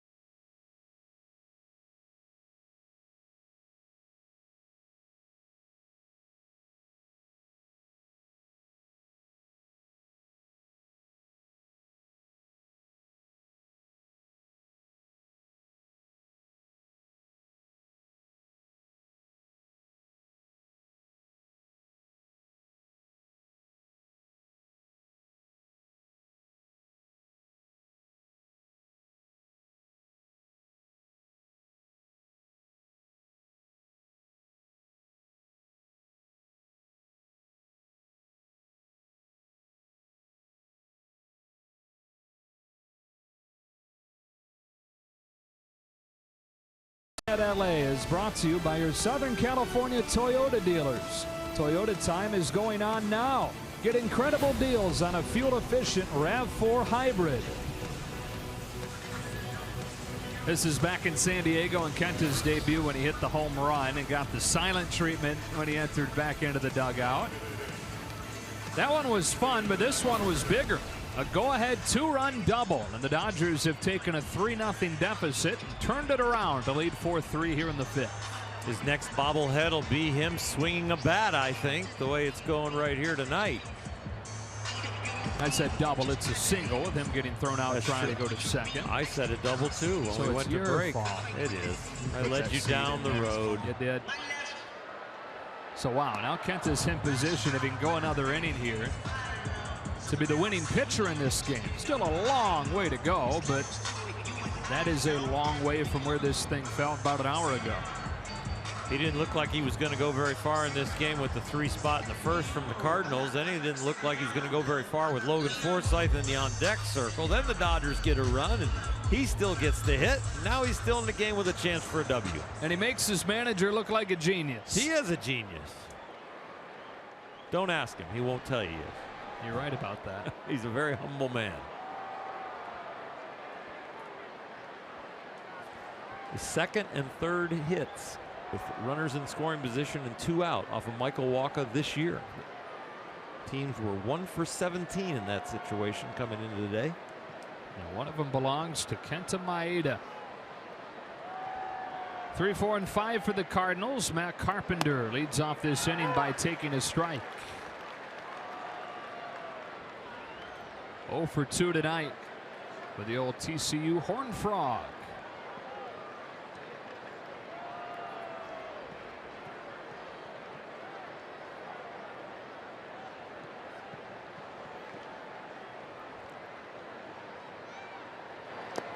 That one clips him, and the leadoff man on for St. Louis.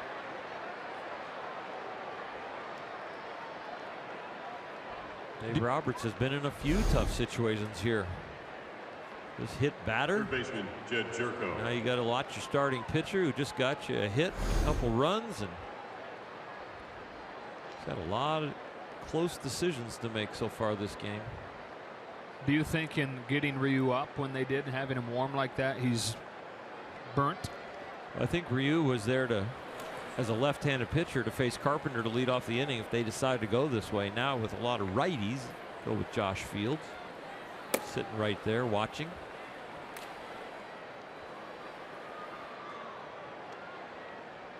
So with Fields now warming, here's Jed Jerko looking at a curveball for ball 1. Dodger bullpen #1 in the National League in ERA with a 3.01. Definitely a huge strength of the team.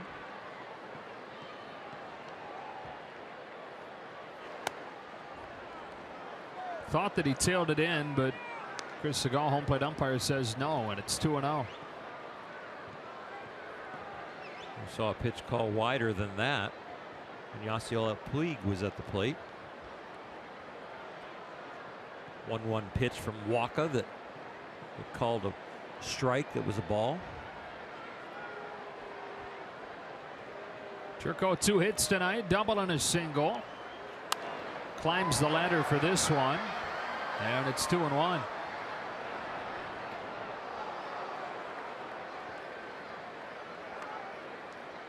Rockies lost tonight against Philadelphia, but the Diamondbacks won again. They're 9th out of their last 10. So the Diamondbacks now within a game of first. Dodgers entering the game tonight 3 games behind the Rockies, 2 games behind the Diamondbacks. You know who's pitching like himself now in the Diamondbacks? Zach Greinke. Yeah. Jerko fouls it off Grandal, and the count evens up. Now got the 5th lowest ERA in the National League at 2.82.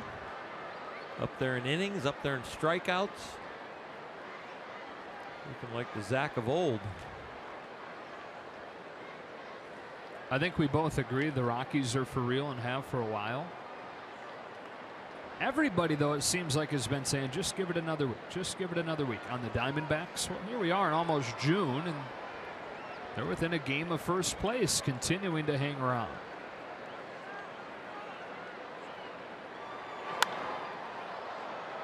You convinced about them yet? I am not convinced about them yet, but I'm a little bit more convinced now that Zach is starting to put a year together, because that gives him a bona fide stopper. And I think, you know, the question mark in Colorado is, will the young pitching hold up? I think the way their bullpen has performed now with Holland at the back end, you've got to believe the bullpen is going to hold up as long as there's not a major injury. The offense, everybody always believed in. It's the young starting pitchers that, how will they do when all of a sudden they get Coors Field and their confidence gets shattered a little bit? Will they be able to get back in the strike zone? Will they make adjustments?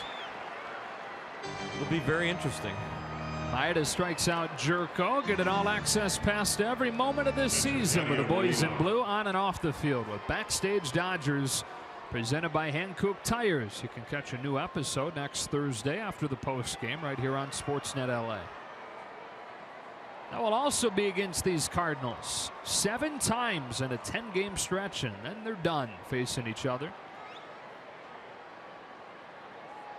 at least during the regular season. Yadier Molina hits one on the ground that Maeda's got. There's one. Take your time, Corey. There's 2. Halfway home. Maeda's night has taken a turn for the better. He leads 4-3.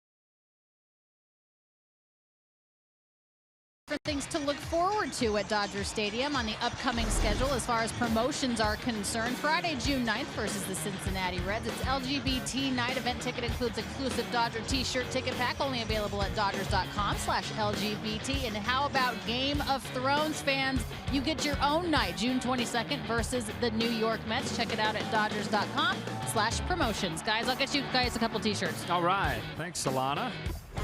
Top of the order for the Dodgers, up 4-3 on Michael Wacha here in the bottom of the 5th. And Chris Taylor takes strike 1. Wacha giving up a run on the Utley home run in the 2nd, and then 3 in the 4th. All coming with 2 outs. Puig and Maeda driving home runs. 0-2.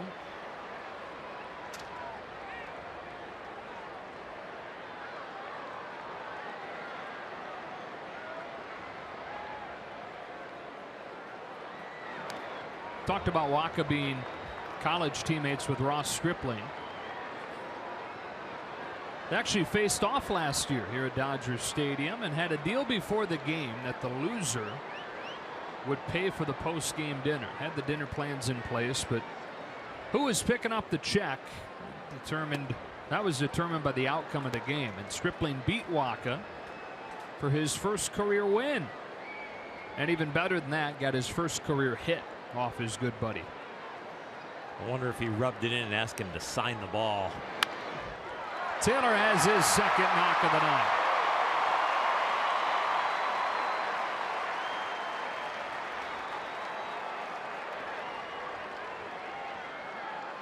shortstop, Corey Michael Seager. Walker in all 7 of his starts prior to tonight went at least 6 innings, and 6 out of 7 were quality starts. This one's not going to be a quality start probably, but he still has a chance to go 6. Dodgers trying to add on. Walker has 5 punch-outs tonight. 2 of them have been against Seager.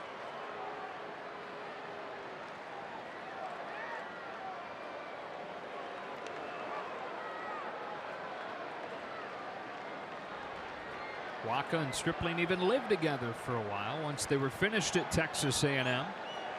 After their first pro seasons, spent the offseason together in Houston. That's a ball on Seager.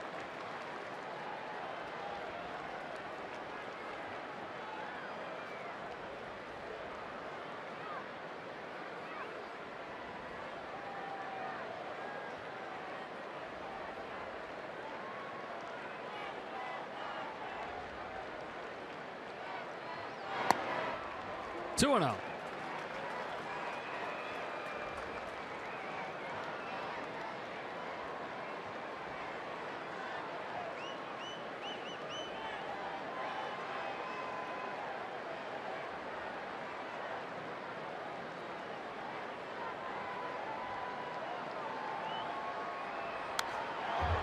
Two and one. In Kannapolis, where Corey Seager grew up, you weren't allowed to play baseball until you were 4. But they snuck him on his older brother's team when he was 3. Justin was playing in the 4-year-old group, and they got Corey on the team. Said he would wear his cleats everywhere. And when he started kindergarten, they made him take them off. He cried for days. 3 and 1. Wanted to wear his cleats into kindergarten.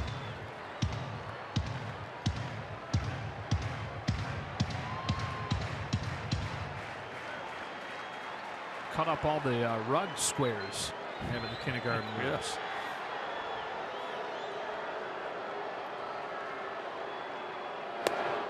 Full count. You could take them with you. You could put them in your backpack, put them in your cubby. Just show your buddies. And during nap time, if you have juice and cookie time and then nap time, you could like take one out and use it as a teddy bear. You explain that to 4-year-old Corey.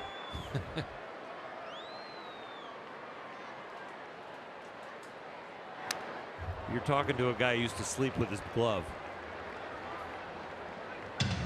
Then I got old enough in the off season, it lived between my bed, my box spring and my mattress. Keep it broken in. Keep it in shape, you know.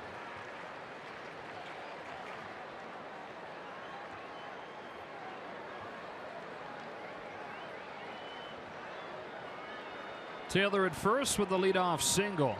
And another 3-2 to Seager. Another foul ball.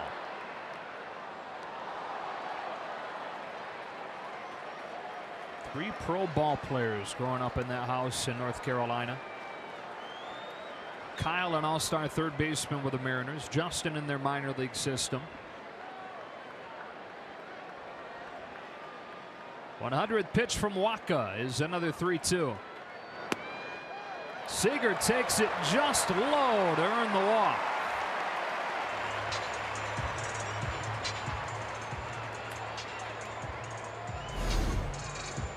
Ball low.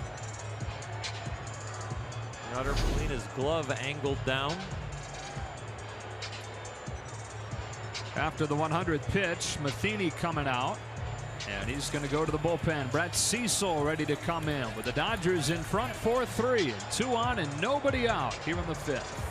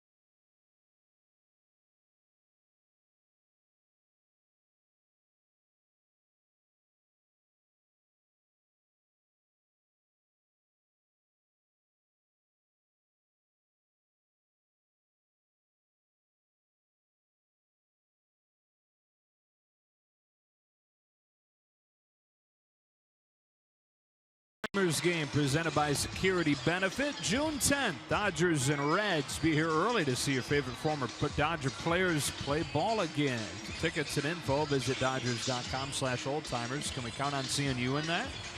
You definitely see me in uniform. I'll try and beg out a pitching. The ball's coming back pretty quick now when they hit it. Brett Cecil has been a disaster for St. Louis. They signed him to a 5-year, $30 million deal. And you see the numbers, not good. Like Matheny trying to get him in a situation where he can succeed. Yasmani Grandal only hitting 152 off of lefties this year, 337 off of righties. 2 on and nobody out. Those runners are going to be on Waka's line. They did a cross. And all swings and misses at the first one from Cecil. 0-1. Cecil in his 9th big league year spent the first 8 in Toronto and then signed that contract this offseason. From Dunkirk, Maryland, 30 years old now. Curls one in and is ahead of Grandal in 2. He'll throw that change up about 40% of the time to right-handed hitters. One of his main out pitches.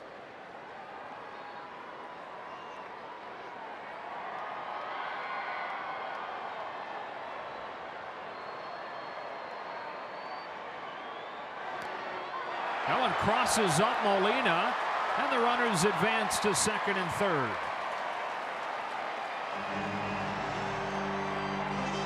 Molina thinks this ball is going to go down. He goes down like to block it when it starts on the trajectory, and see how he's in between with the leather, thinking he's going down to block something between his legs. Doesn't guard the wicket because all of a sudden he thought, I got to catch that one in the air.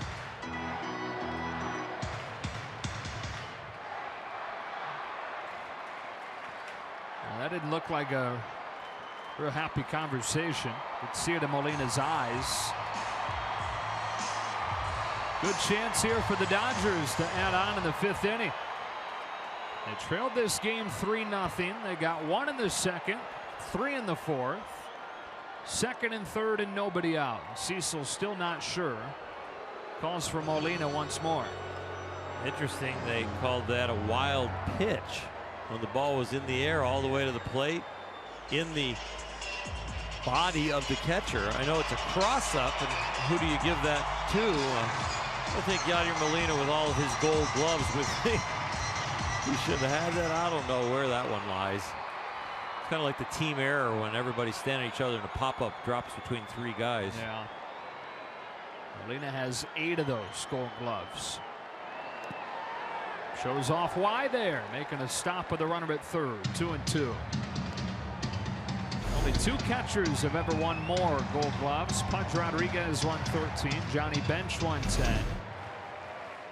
Molina's sitting at 8, and he just signed a 3-year extension. Good chance he moves into second in that category. 2nd and 3rd, nobody out, and a 2-2 to Grandal is in the dirt and off of Molina. Here comes Taylor, and the Dodgers lead 5-3.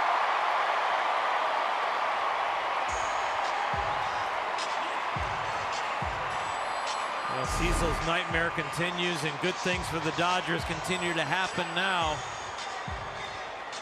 It's just a man that has signed a new contract and a new organization that is overthrowing and overtrying. Can't pick up the signs correctly and is overthrowing his pitches. Threw that one about 55 feet. After getting ahead of Grandal in 2, it's now 3-2. And Yasmani hits it off his hand. It ricochets to Wong, who throws him out. Which that throwing hand up there, and I believe did get a piece to slow it down some. Definitely did get a piece of it. Dodgers not going on contact, and even if you are, sometimes you read the ball back up the middle, make sure it gets by the pitcher. But now with 1 out, they might be going on contact with the infield in.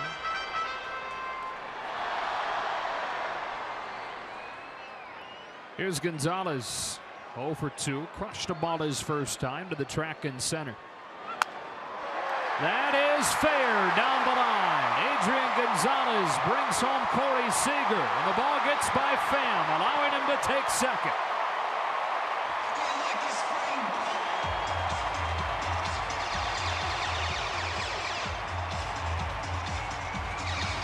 Let's take it slow-mo with Kona as Adrian Gonzalez picks on the very first pitch, cues it off the end of the bat. Early in the count, looking for something up to elevate over the drawn-in infield, and gets exactly that. Thank you, Kona. Thank you, Adrian Gonzalez. Both those runs charged to Wacha. 6 runs against Michael Wacha. Still only 1 out. It's Cody Bellinger to the plate, taking one that misses above his eyes.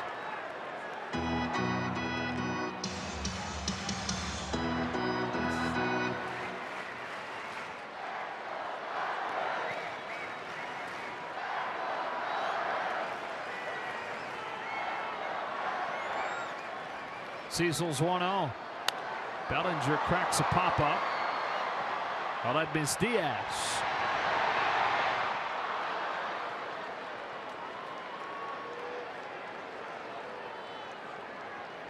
Second baseman, Chase Utley. Cecil gets the second out, and here comes Chase Utley.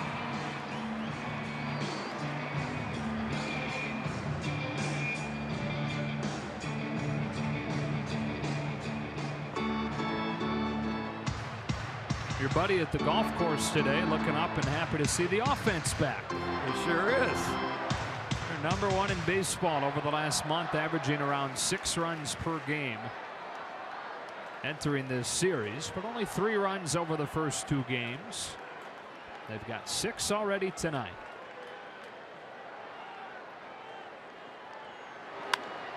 Utley pops it up.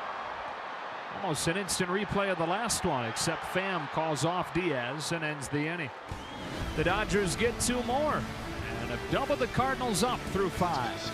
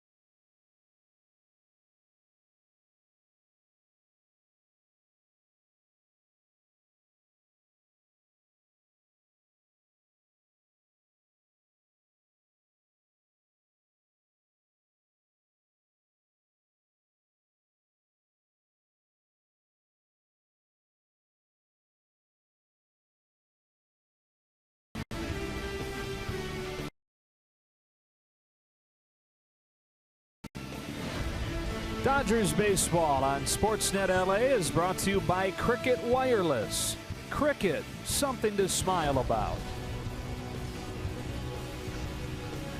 Looks like churros are the items of the night. Hyun-Jin Ryu comes into the game, his very first relief appearance as a big leaguer in his few years in the majors. Made a handful of relief appearances in Korea.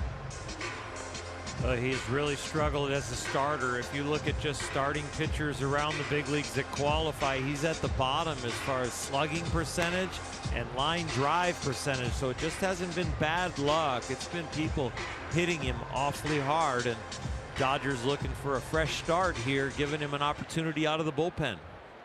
as they try to wean those 7 starters down to 5, get back into a more normalized 5-man starting rotation. And of course, right now Julio Urias in AAA. So if you then put Ryu into the bullpen, that does give you 5.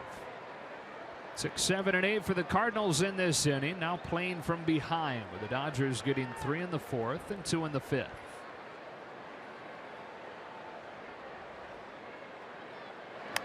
Piscotty with a cue shot.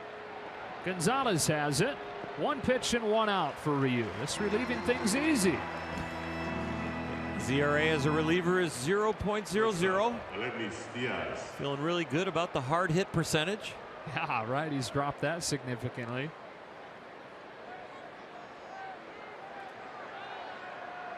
It's one of the top starting pitchers in the National League. His first 2 years here, 13 and 14. Then the shoulder surgery, missed all of 2015. Came back for 1 start last year. And started dealing with elbow problems. Aledmys Diaz takes ball 1. We have seen flashes this year, though, of the old Hyun-Jin Ryu. Oh, we have for sure. He had an outstanding spring training. Never really a blip on the screen. Every challenge not only jumped over the hurdle, but really surpassed anything that people thought he could do.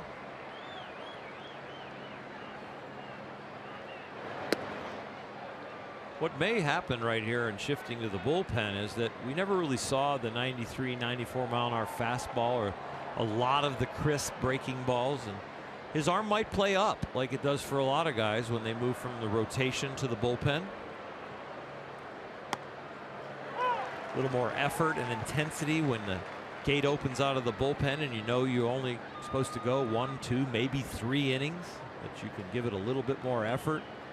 It's not as much about rhythm as it is about intensity and focusing in on halves of the plate.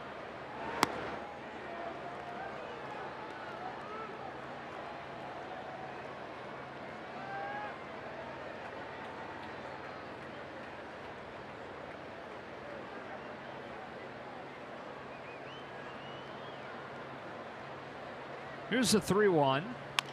Diaz grounds to third. Kike Hernandez, 2 up, 2 down.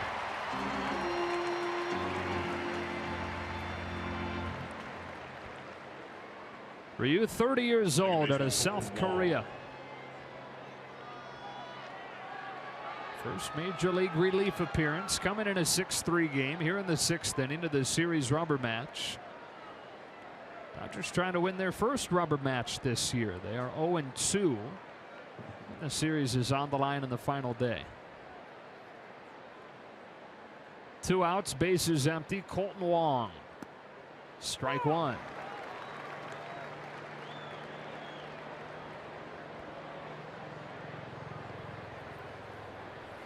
Miguel Sokolovic warms.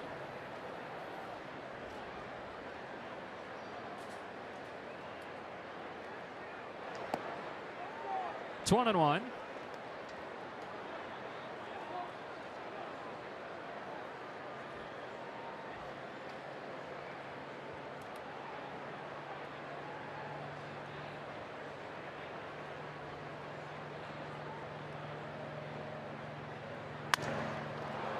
Into center, a base hit.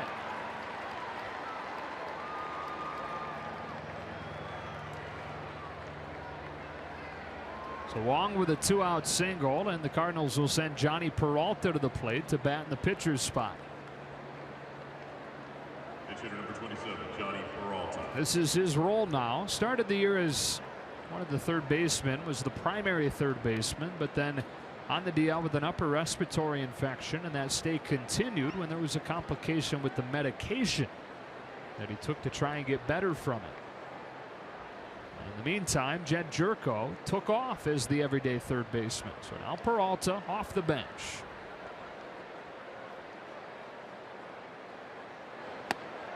A breaking ball, strike 1.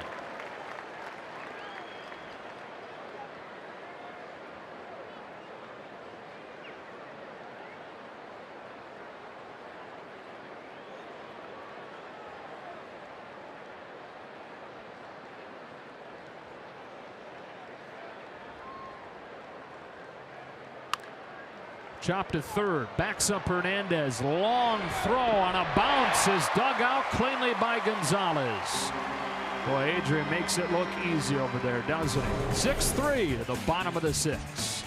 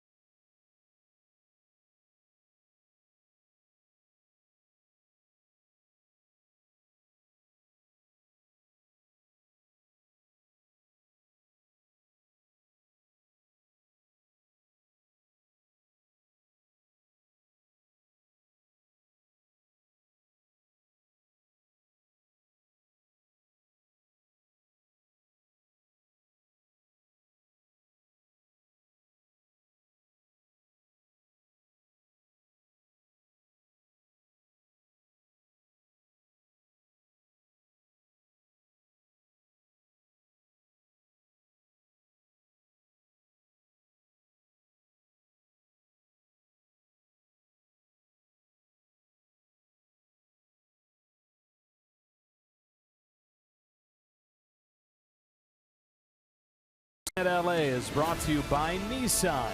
Choose Nissan today for great offers on our most exciting lineup ever. Shop ChooseNissan.com. And by Carl's Jr., the baby back rib burger, only at Carl's Jr. Back in Los Angeles with a temperature dipping down around the high 50s tonight. 6-3, Dodgers in front to the bottom of the 6th. And Miguel Sokolovich on for the 14th time this year. He's been back and forth between the majors and the minors, and the numbers tell you why. Fastball slider change, but really hasn't had very good location so far this year. The walks aren't bad, but when he throws the strikes, they have been elevated and hittable.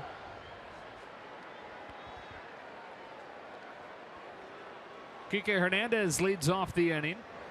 Bottom third of the Dodger order with Puig in the pitcher's spot to follow. Hyun-Jin Ryu can say that he's pitched in an inning relief in the majors now.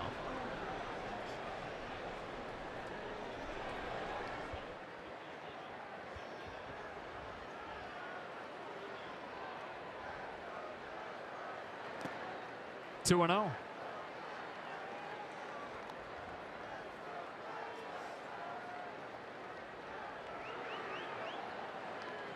One of the 8 hits for the Dodgers came off of Hernandez's bat in the 4th.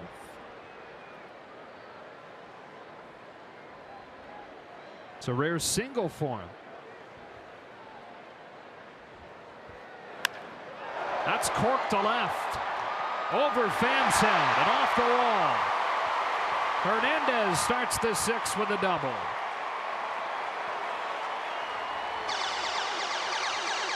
That's more what you've come to expect of Kike, who now has 17 extra base hits out of his 23 total hits this year.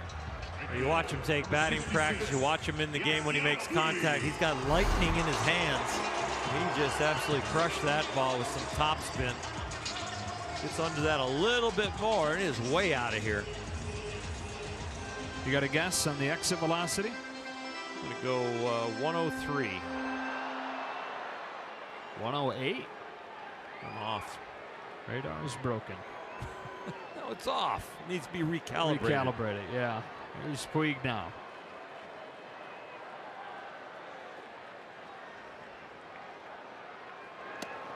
Stabs a bunt at it. Strike one.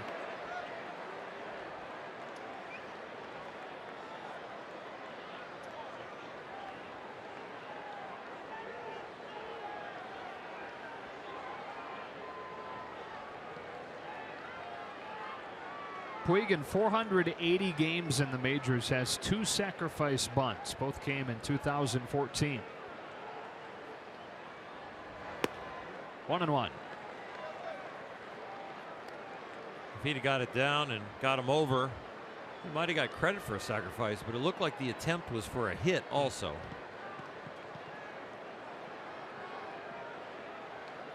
Yeah, he's trying to push it, and they're playing him to pull with his second baseman Wong up the middle. Sokolovich home with a 1-1 pitch. Puig flips it foul, and it's 1-2.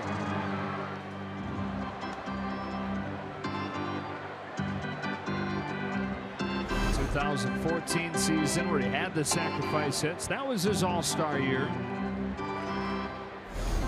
His first full big league season. The only season since he broke in as a rookie in 2013 that he stayed healthy throughout the year.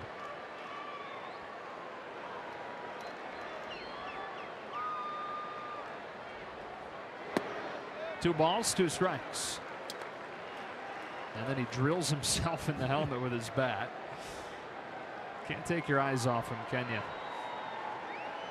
The pitch before that where he fouled it off, it looked like he just wanted to slam the bat in the ground. He held it together. He's good TV, Yasiel Puig.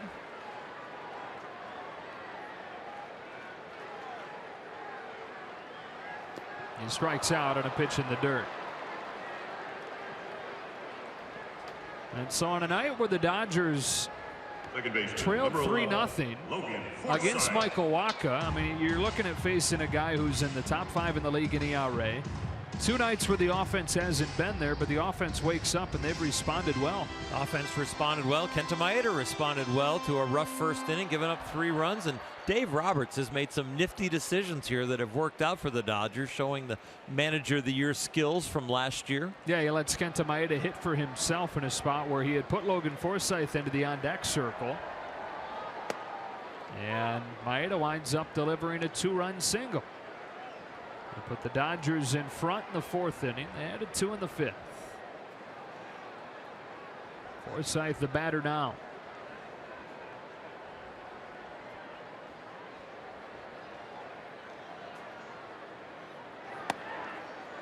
Oh, 0-2.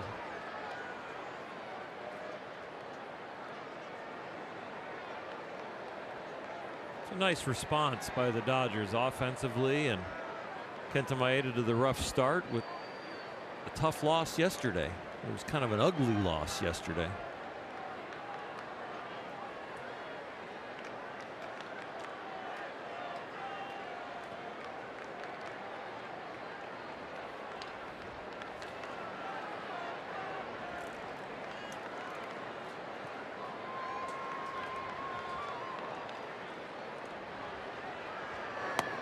That's a ball. It's 1-2.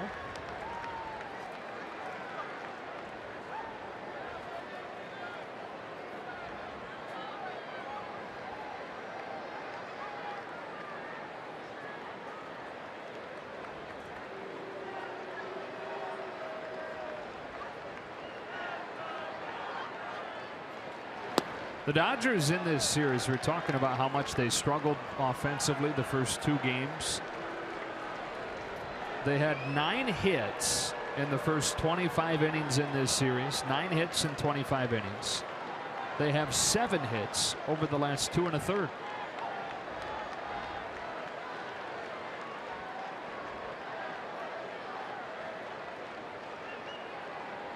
Now a 2-2.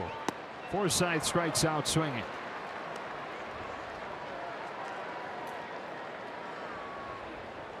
Fielder number 3, Chris Taylor. Back to the top, and Taylor has 2 of the 9 hits for the Dodgers tonight. Single in the 1st and a single in the 5th. And his ground out in the 3rd was a bullet at Wong at second base. One hopper that, I think we read that one at 101 or so, as far as miles per hour off the bat.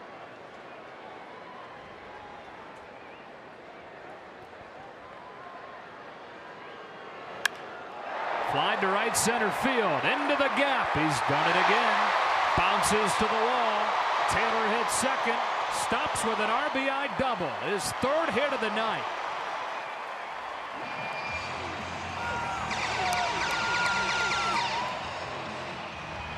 Well, it is now time for the Arco top tier play of the game, brought to you by Arco, and Chris Taylor could add a few of these replays. Now his third hit of the evening, and all 4 at-bats hit the ball hard. That one finding the gap in right center. That keeps the inning going for Corey Seager. Hernandez scores. Dodgers cash in with a pair of doubles here in the 6th.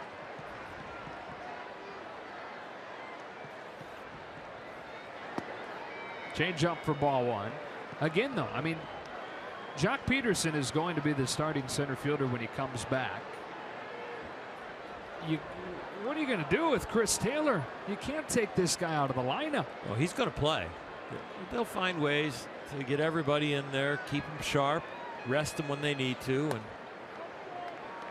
if everybody is healthy, Dave Roberts will have some very interesting media scrums. If people end up getting hurt, then, or staying hurt, then there won't be as much pressure on how he will handle the clubhouse chemistry, which he has created such a great one over the last year and a little past the quarter pole now.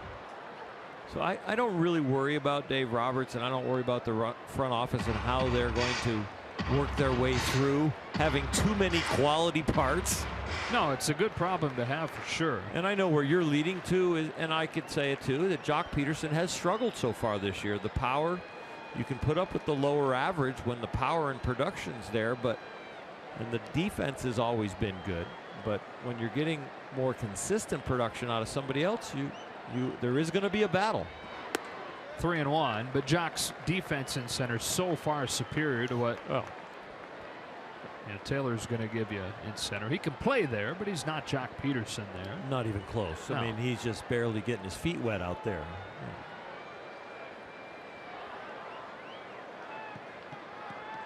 That bat, though, man.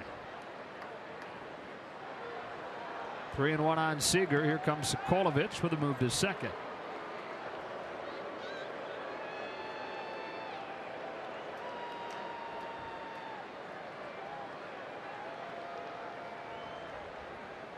Starting to see a beginning of a youth movement. Bellinger showing that he can play first and left and hit at the big league level with power. Corey Seager, rookie of the year last year at the plate. Chris Taylor doing his thing right now. The everyday lineup, the possibilities of the everyday lineup are getting younger. Cody next to the Silver Fox there, and Chase Utley. I thought you meant Turner Ward. I don't know what we'd have to call Turner. So that's the longest he's ever had the beard grown. Seager bounces it to first, and Carpenter will take it to the bag to finish the inning. He said he calls it May Shave May. I don't know. He's got all these puns.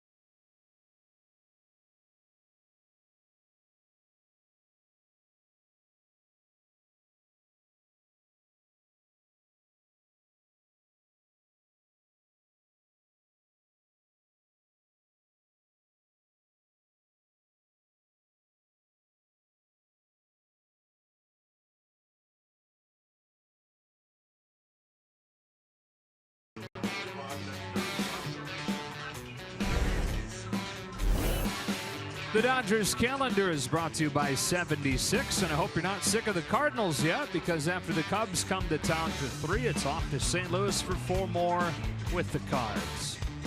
I'm not sick of them, especially when 2 out of 3 are at home, and they've played better on the road than they have at home. They've won 10 out of their last 11 on the road. They are not very good at home. So we'll go pick on them in St. Louis. Then we have a day game. We get to find a nice restaurant. If we can find one open on Memorial Day, maybe a bit of a challenge. Maybe we can get a barbecue. One of the St. Louis or Dodger fans can invite us over for a Memorial Day barbecue. All right. We're free that evening. Top of the order against Hyun-Jin Ryu. Too bad Pantone 294. Yeah, they're not going to be at that one. They could have brought a barbecue with them. Right there at the hotel. You inviting yourself, huh? I'm going to go out on a limb. If they were on the road and we had a dinner free, we'd get invited.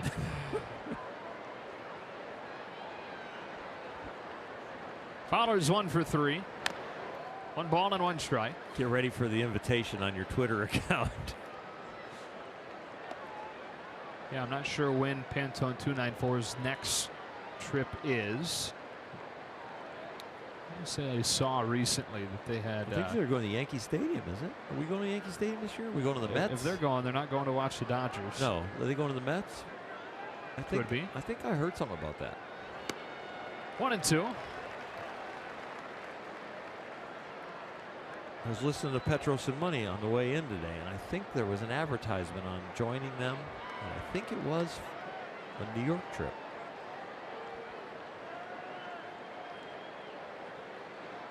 Won't be a bad one to make. Fowler smacks a ball to center. On comes Taylor. Is there anything he can't do?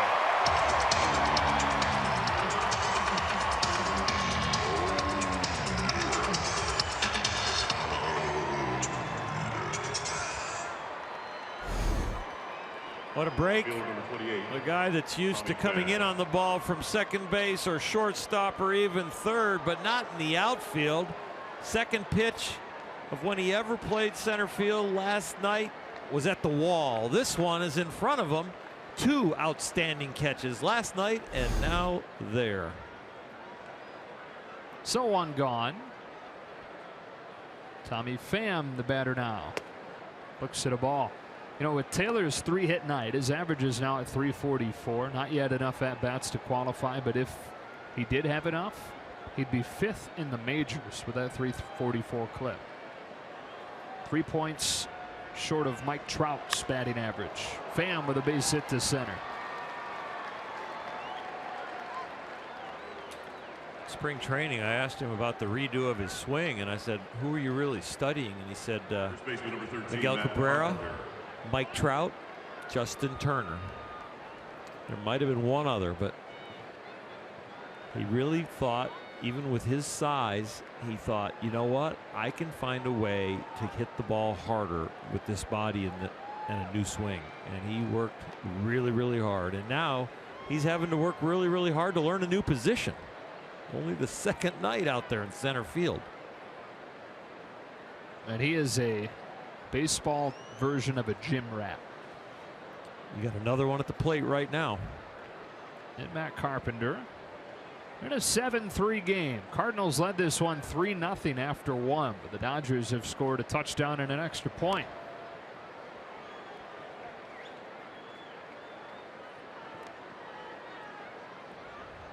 Told you last night, Carpenter in the off seasons lives near Fort Worth, or in Fort Worth near TCU, where he played his college ball, and that he uses a golf cart to get around. That golf cart was a gift from Adam Wainwright. A few years back, Carpenter was an all-star. Led the National League in walks, but only hit 8 home runs. And so going into the next year, Wainwright said, okay, if you hit 20 homers, I'm going to buy you a golf cart. And he did. Hit more than 20. So he bought him a golf cart with a TCU logo on it. Purple golf cart with a Horned Frog logo. And he's buzzing around Fort Worth in it.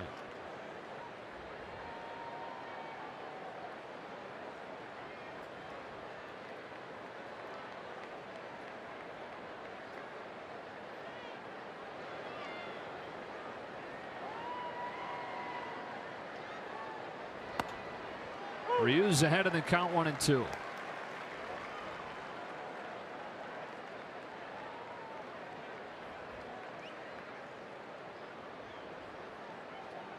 The gifts in the big leagues for accomplishing something are getting bigger. Remember anybody getting a golf cart, gold watches being thrown around.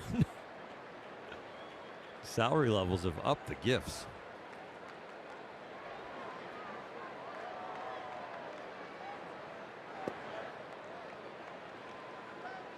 So Mike Levy, our producer, checked Twitter for us, and this is the one that I remember seeing. Now that I see it, I recall it. Pantone 294 has already sold 1,000 tickets to Angel Stadium for the Freeway Series coming up in late June.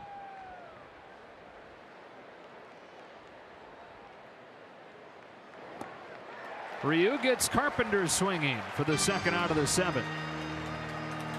300 tickets left at the time of that tweet. It was earlier today. That'd be something. 1,300 Pantone 294 members, and they won't be the only ones in blue down there. No, that'll just be in addition to the Dodger fans that go. That'll be like a college game.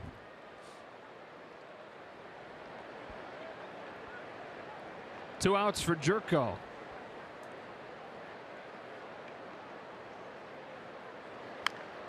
Bounces it foul. It's 0-1.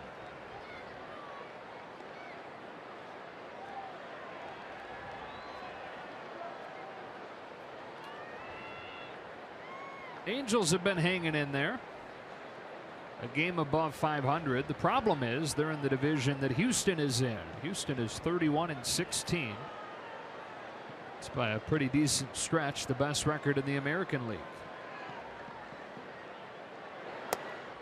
Strike 2.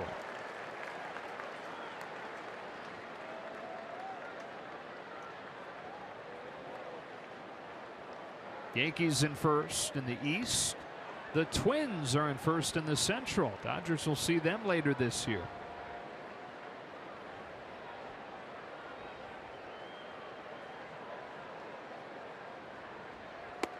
One and two. If you had the Twins, the Brewers, and the Rockies in first place as the calendar reaches June, then you're a winner. Your bracket's in first. Yeah, that's for sure.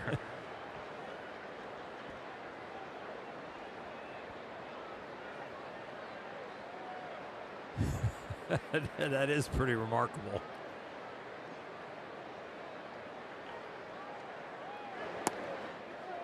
Two and two.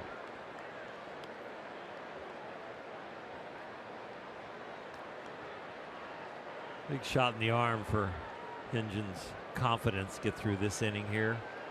Don't even get a runner past second base or to second base. 26 pitches would be very efficient.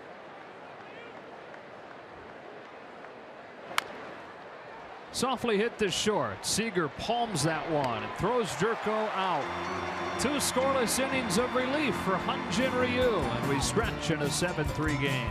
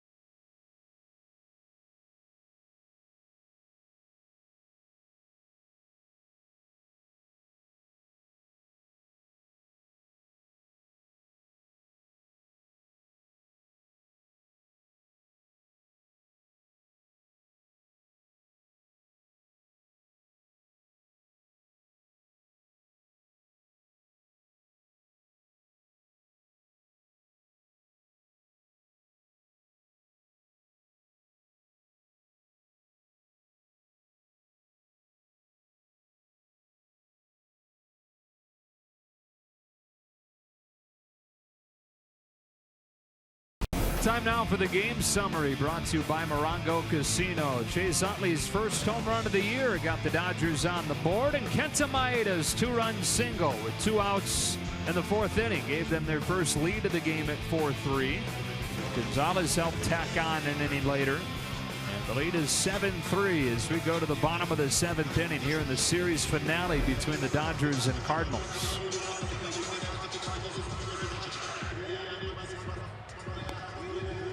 Mike Matheny, longtime Major League catcher, was warming up Kevin Segras last inning. It's kind of cool.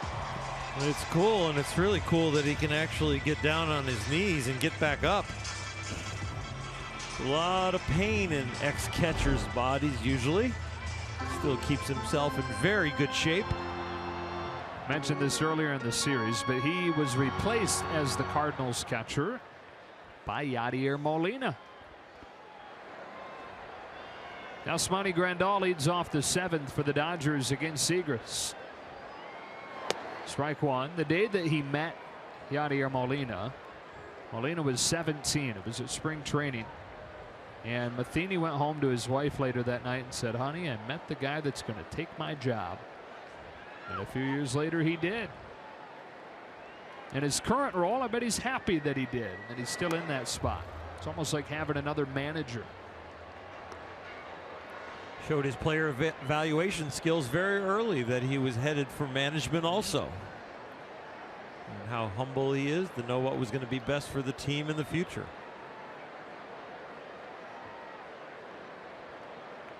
Segras to Grandal with an 0-2. That's ball one. I know you're into reading baseball books and doing your research. The Matheny Manifesto is a fantastic writing. He is a great guy. Get to deal with him some on Fox work. Grandal swats a base hit into center.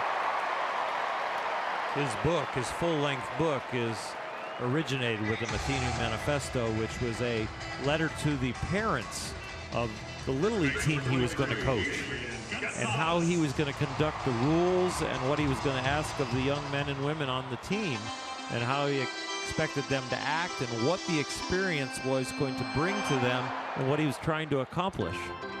And that letter alone then grew into a book. Something that every parent should read. It's outstanding. Here's Gonzalez after the leadoff single from Grandal. Strike one. Can you believe that Mike Matheny is about to become a grandparent? He must color his hair. Saying he should be the silver fox. It's outside. It's 1-1. His son playing professionally and has a baby on the way.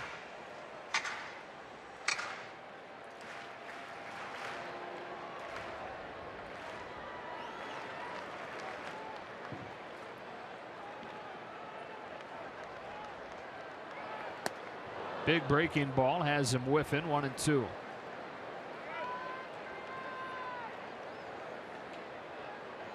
So tonight we've seen Adrian drive a ball to the gap in right center that was flagged down by a Fowler on the edge of the track. And we've seen him go the other way with a base hit to bring home a run.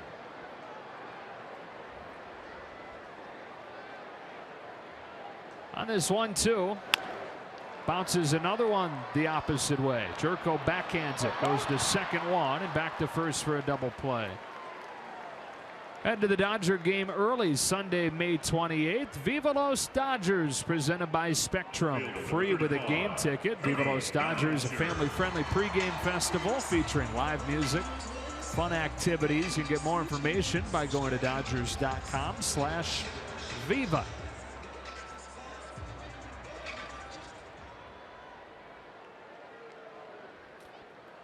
Wipe clean, 2 out for Bellinger.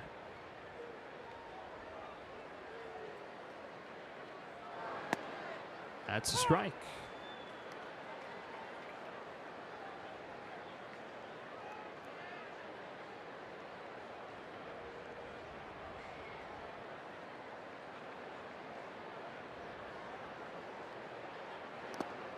1-1. Kevin Segrist last year led all left-handed relievers in the National League in ERA with a 2.77. Trying to find some of that form here this year. Struggling a little bit out of the gate.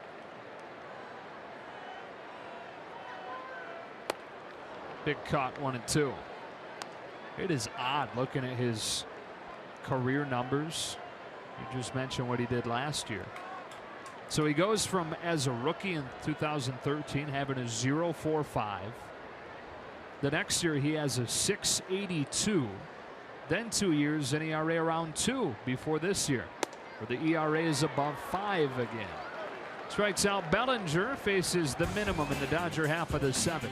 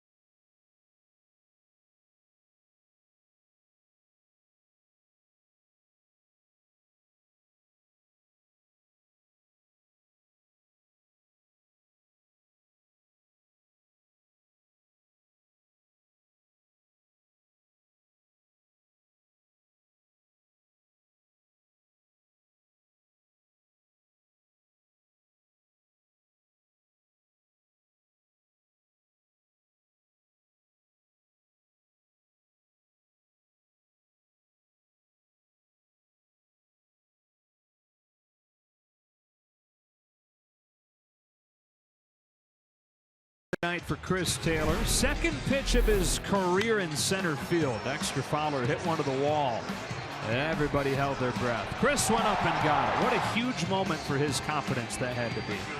Everybody's confidence brought a smile to everyone's face on the Dodger bench, especially George Lombard, who's in charge of the outfield. And then he robs Fowler here tonight. One from the left-hand side. Now as a righty, that little humpback liner. Beautiful catch, beautiful read.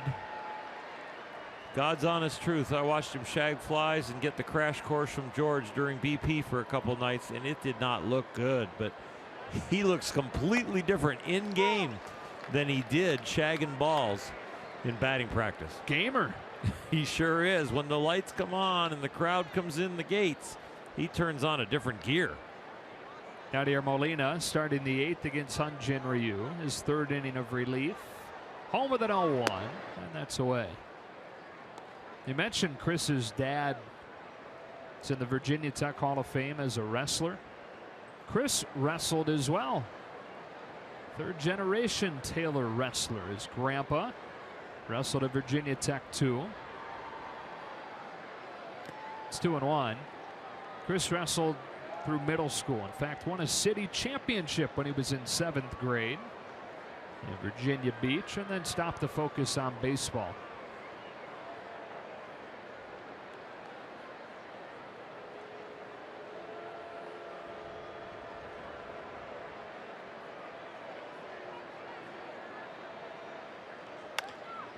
Bounce to short, Corey Seager. Molina the first out of the 8th. Did you know that the largest Olympian of all time was a wrestler named Chris Taylor? Really? Yes. I think Minnesota? Where's he from? No? I don't have that in front of me. Okay. 412 pounds, I can tell you that. Okay. Who cares where he's from? 72 Munich games. Can find out really quickly for you, though. I'm probably Day and way age of off. the Don't internet. embarrass me. Let's just move on.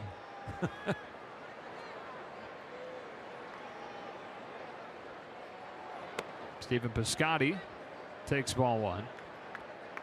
There's some other news going on right now. Hyun-Jin Ryu has started his 3rd inning in relief and throwing the ball very crisply.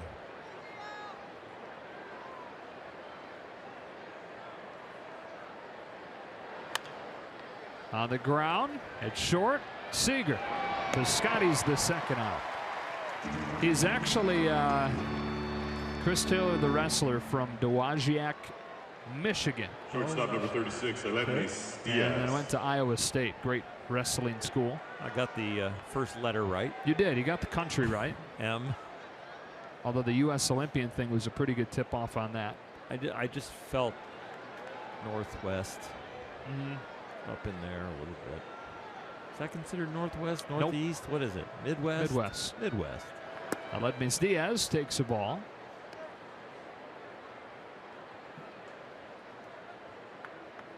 You know what's interesting about Chris Taylor in center field? At first, people thought maybe left field, but he's more comfortable being a middle infielder by trade.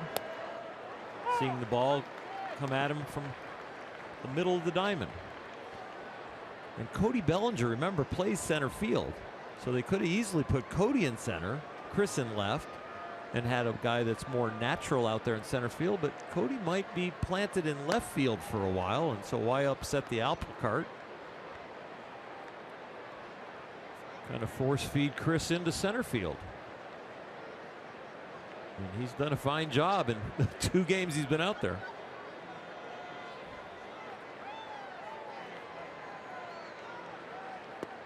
Two and two.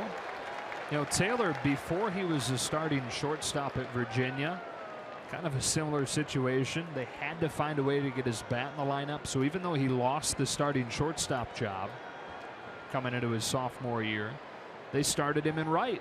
So he played 4 games there in right field before the guy that beat him out for the starting shortstop gig injured his hamstring, opening the door for him to move to short. And stayed there. Led Virginia to the College World Series that season. And out here in this area, beat UC Irvine with a walk-off single to send the Cavaliers to Omaha. Beat the Anteaters. It's a little different playing right field in college with a few thousand people in the stands than playing in front of 47,000 here tonight. Yeah, 47,427.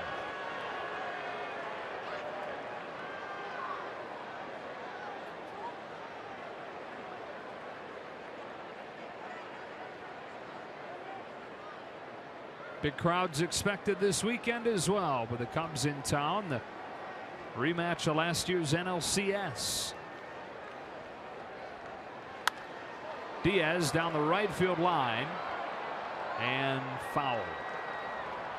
Cubs have righted the ship a little bit. They've won 7 of 9 after coming down to earth. So it'll be their only visit to town. Yep. So if you haven't gotten a ticket yet, you should come out and see the Cubs.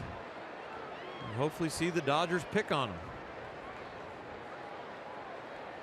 Arrieta and Wood tomorrow. Lackey and McCarthy Saturday, and Sunday can't wait for it. John Lester, Clayton Kershaw.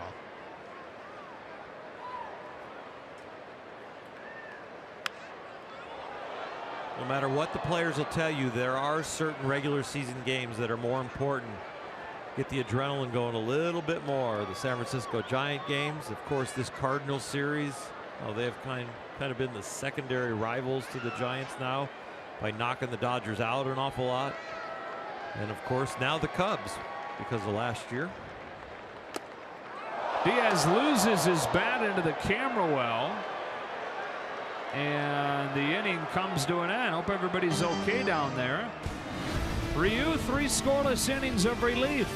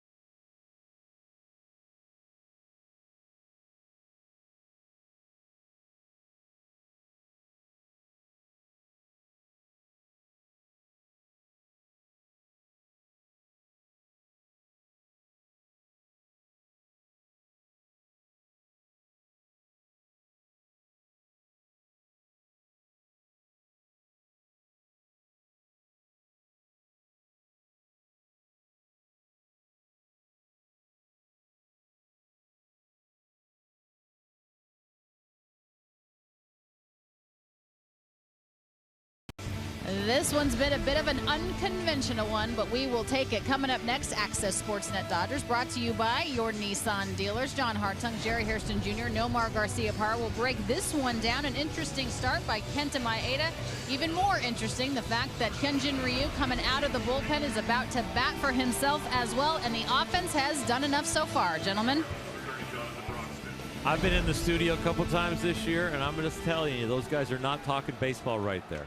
They know when the camera's going to be on. Jerry, you have to wait for Jerry to come in to make sure he's all made up so he gets his camera time, and they're just having a little fun.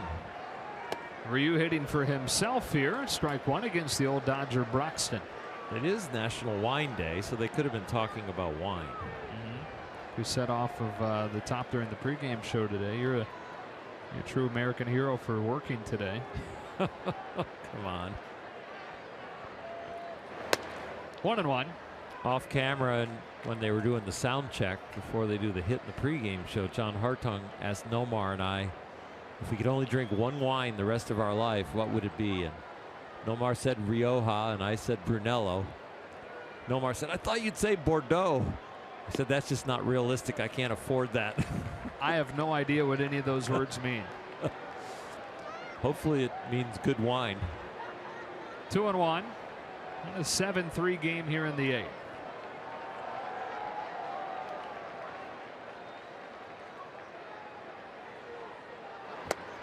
Two and two. Ryu not getting cheated. I don't know if the guy's going to do it again, but there's a guy dressed in gray over Ryu's shoulder, kind of pretending like he's a hitter, sitting in the first row. He's there. He's got the black and gold hat on there. He was had his batting stance, and he was thinking about when to swing. Ryu strikes out to open the 8th. Baseball is great, and baseball with fireworks is even better. You can enjoy watching fireworks from the field after every Friday night Dodger game, presented by Denny's. Join us tomorrow for a pyro show celebrating the 50th anniversary of the Beatles album, Sgt. Pepper's Lonely Hearts Club Band. For tickets, go to Dodgers.com/promotions. By the way, as Kike Hernandez bats, Pantone 294 reached out. What did they say? They're going to be in St. Louis. Really? Yeah. Do we have a dinner invite? I think we do. We have to bring the whole crew. And we roll deep, guys. Yeah, our traveling party's like 100. Hernandez pops it to right. Stephen Piscotty is camped under it. 2 up, 2 down.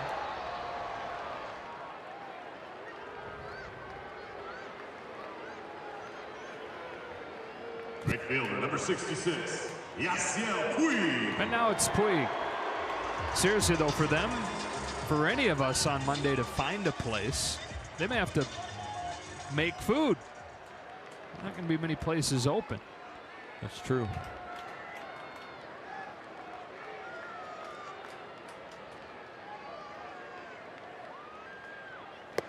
Oh and 1.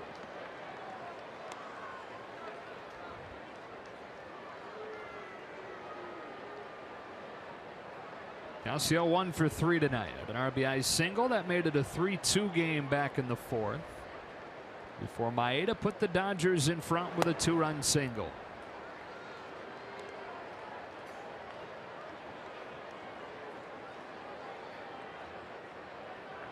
Jonathan Broxton, long time ago, debuted with the Dodgers.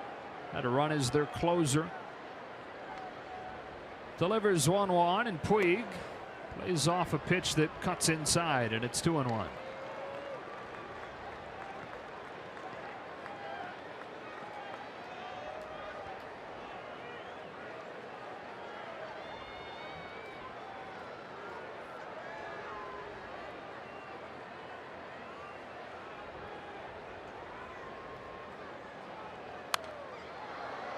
Two and 2. That's the one you want to hit right there. That was a fastball, kind of grooved right there. I know Nomar is watching back in the studio, and he used to talk about us It's not the one that you make the out on. It's the one that you missed early in the at bat. You should have hit.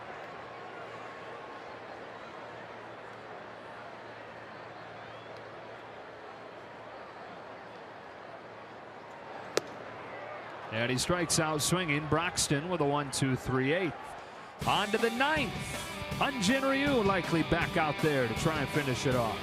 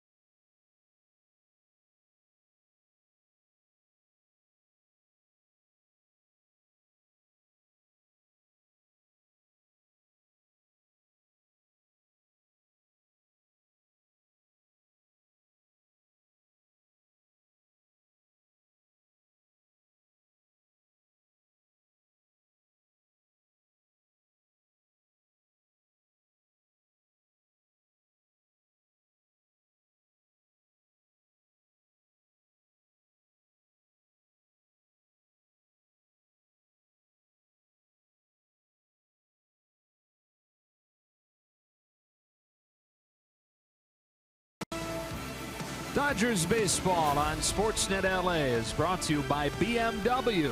See a Southern California BMW Center today for exceptional offers or visit SoCalBMW.com. And by Jack in the Box. Come try the new sweet or spicy barbecue bacon cheeseburger and chicken sandwich. Limited time only. Back inside the Vin Scully press box here at Dodger Stadium, where the Dodgers have a 7-3 lead on the Cardinals, and Hyun-Jin Ryu with a chance to finish off 4 scoreless innings of relief in his first big league relief outing. Colton Wong taking a ball. And so just a one-off here? You think the Dodgers have found something? I don't think it's a one-off when you have a healthy and deep rotation, and he was asked to take on this role and he has succeeded. Be a little easier sell job for Dave Roberts. You know, remember that Ross Stripling started in this role and is still there, and Alex Wood started in this role and is now in the rotation. So some interchangeable parts of quality pieces.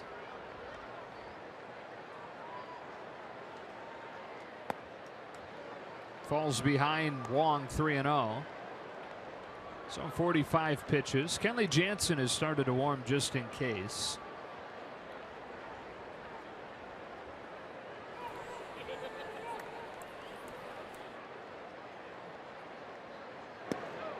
Four-pitch walk starts the inning.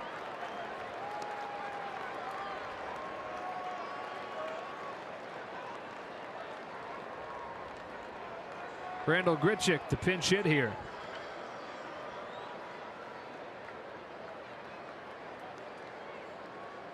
Number 15, Randall Grichuk. Started the first 2 games of the series, was 1 for 8.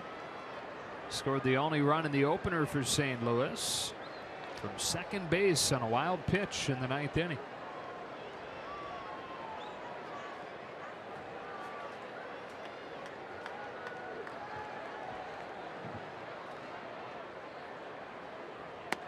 Breaking ball, strike 1. Grichuk originally drafted by the Angels. He was taken 1 pick before Mike Trout. They had back-to-back picks in that 09 draft. Angels traded him to the Cardinals for David Freese. It's 1-1. And Grichuk has said that he's done everything in his power to make them regret that trade. Whatever it takes to light the fire. He debuted later that year after they had traded him. Shown flashes of great power. 2-1.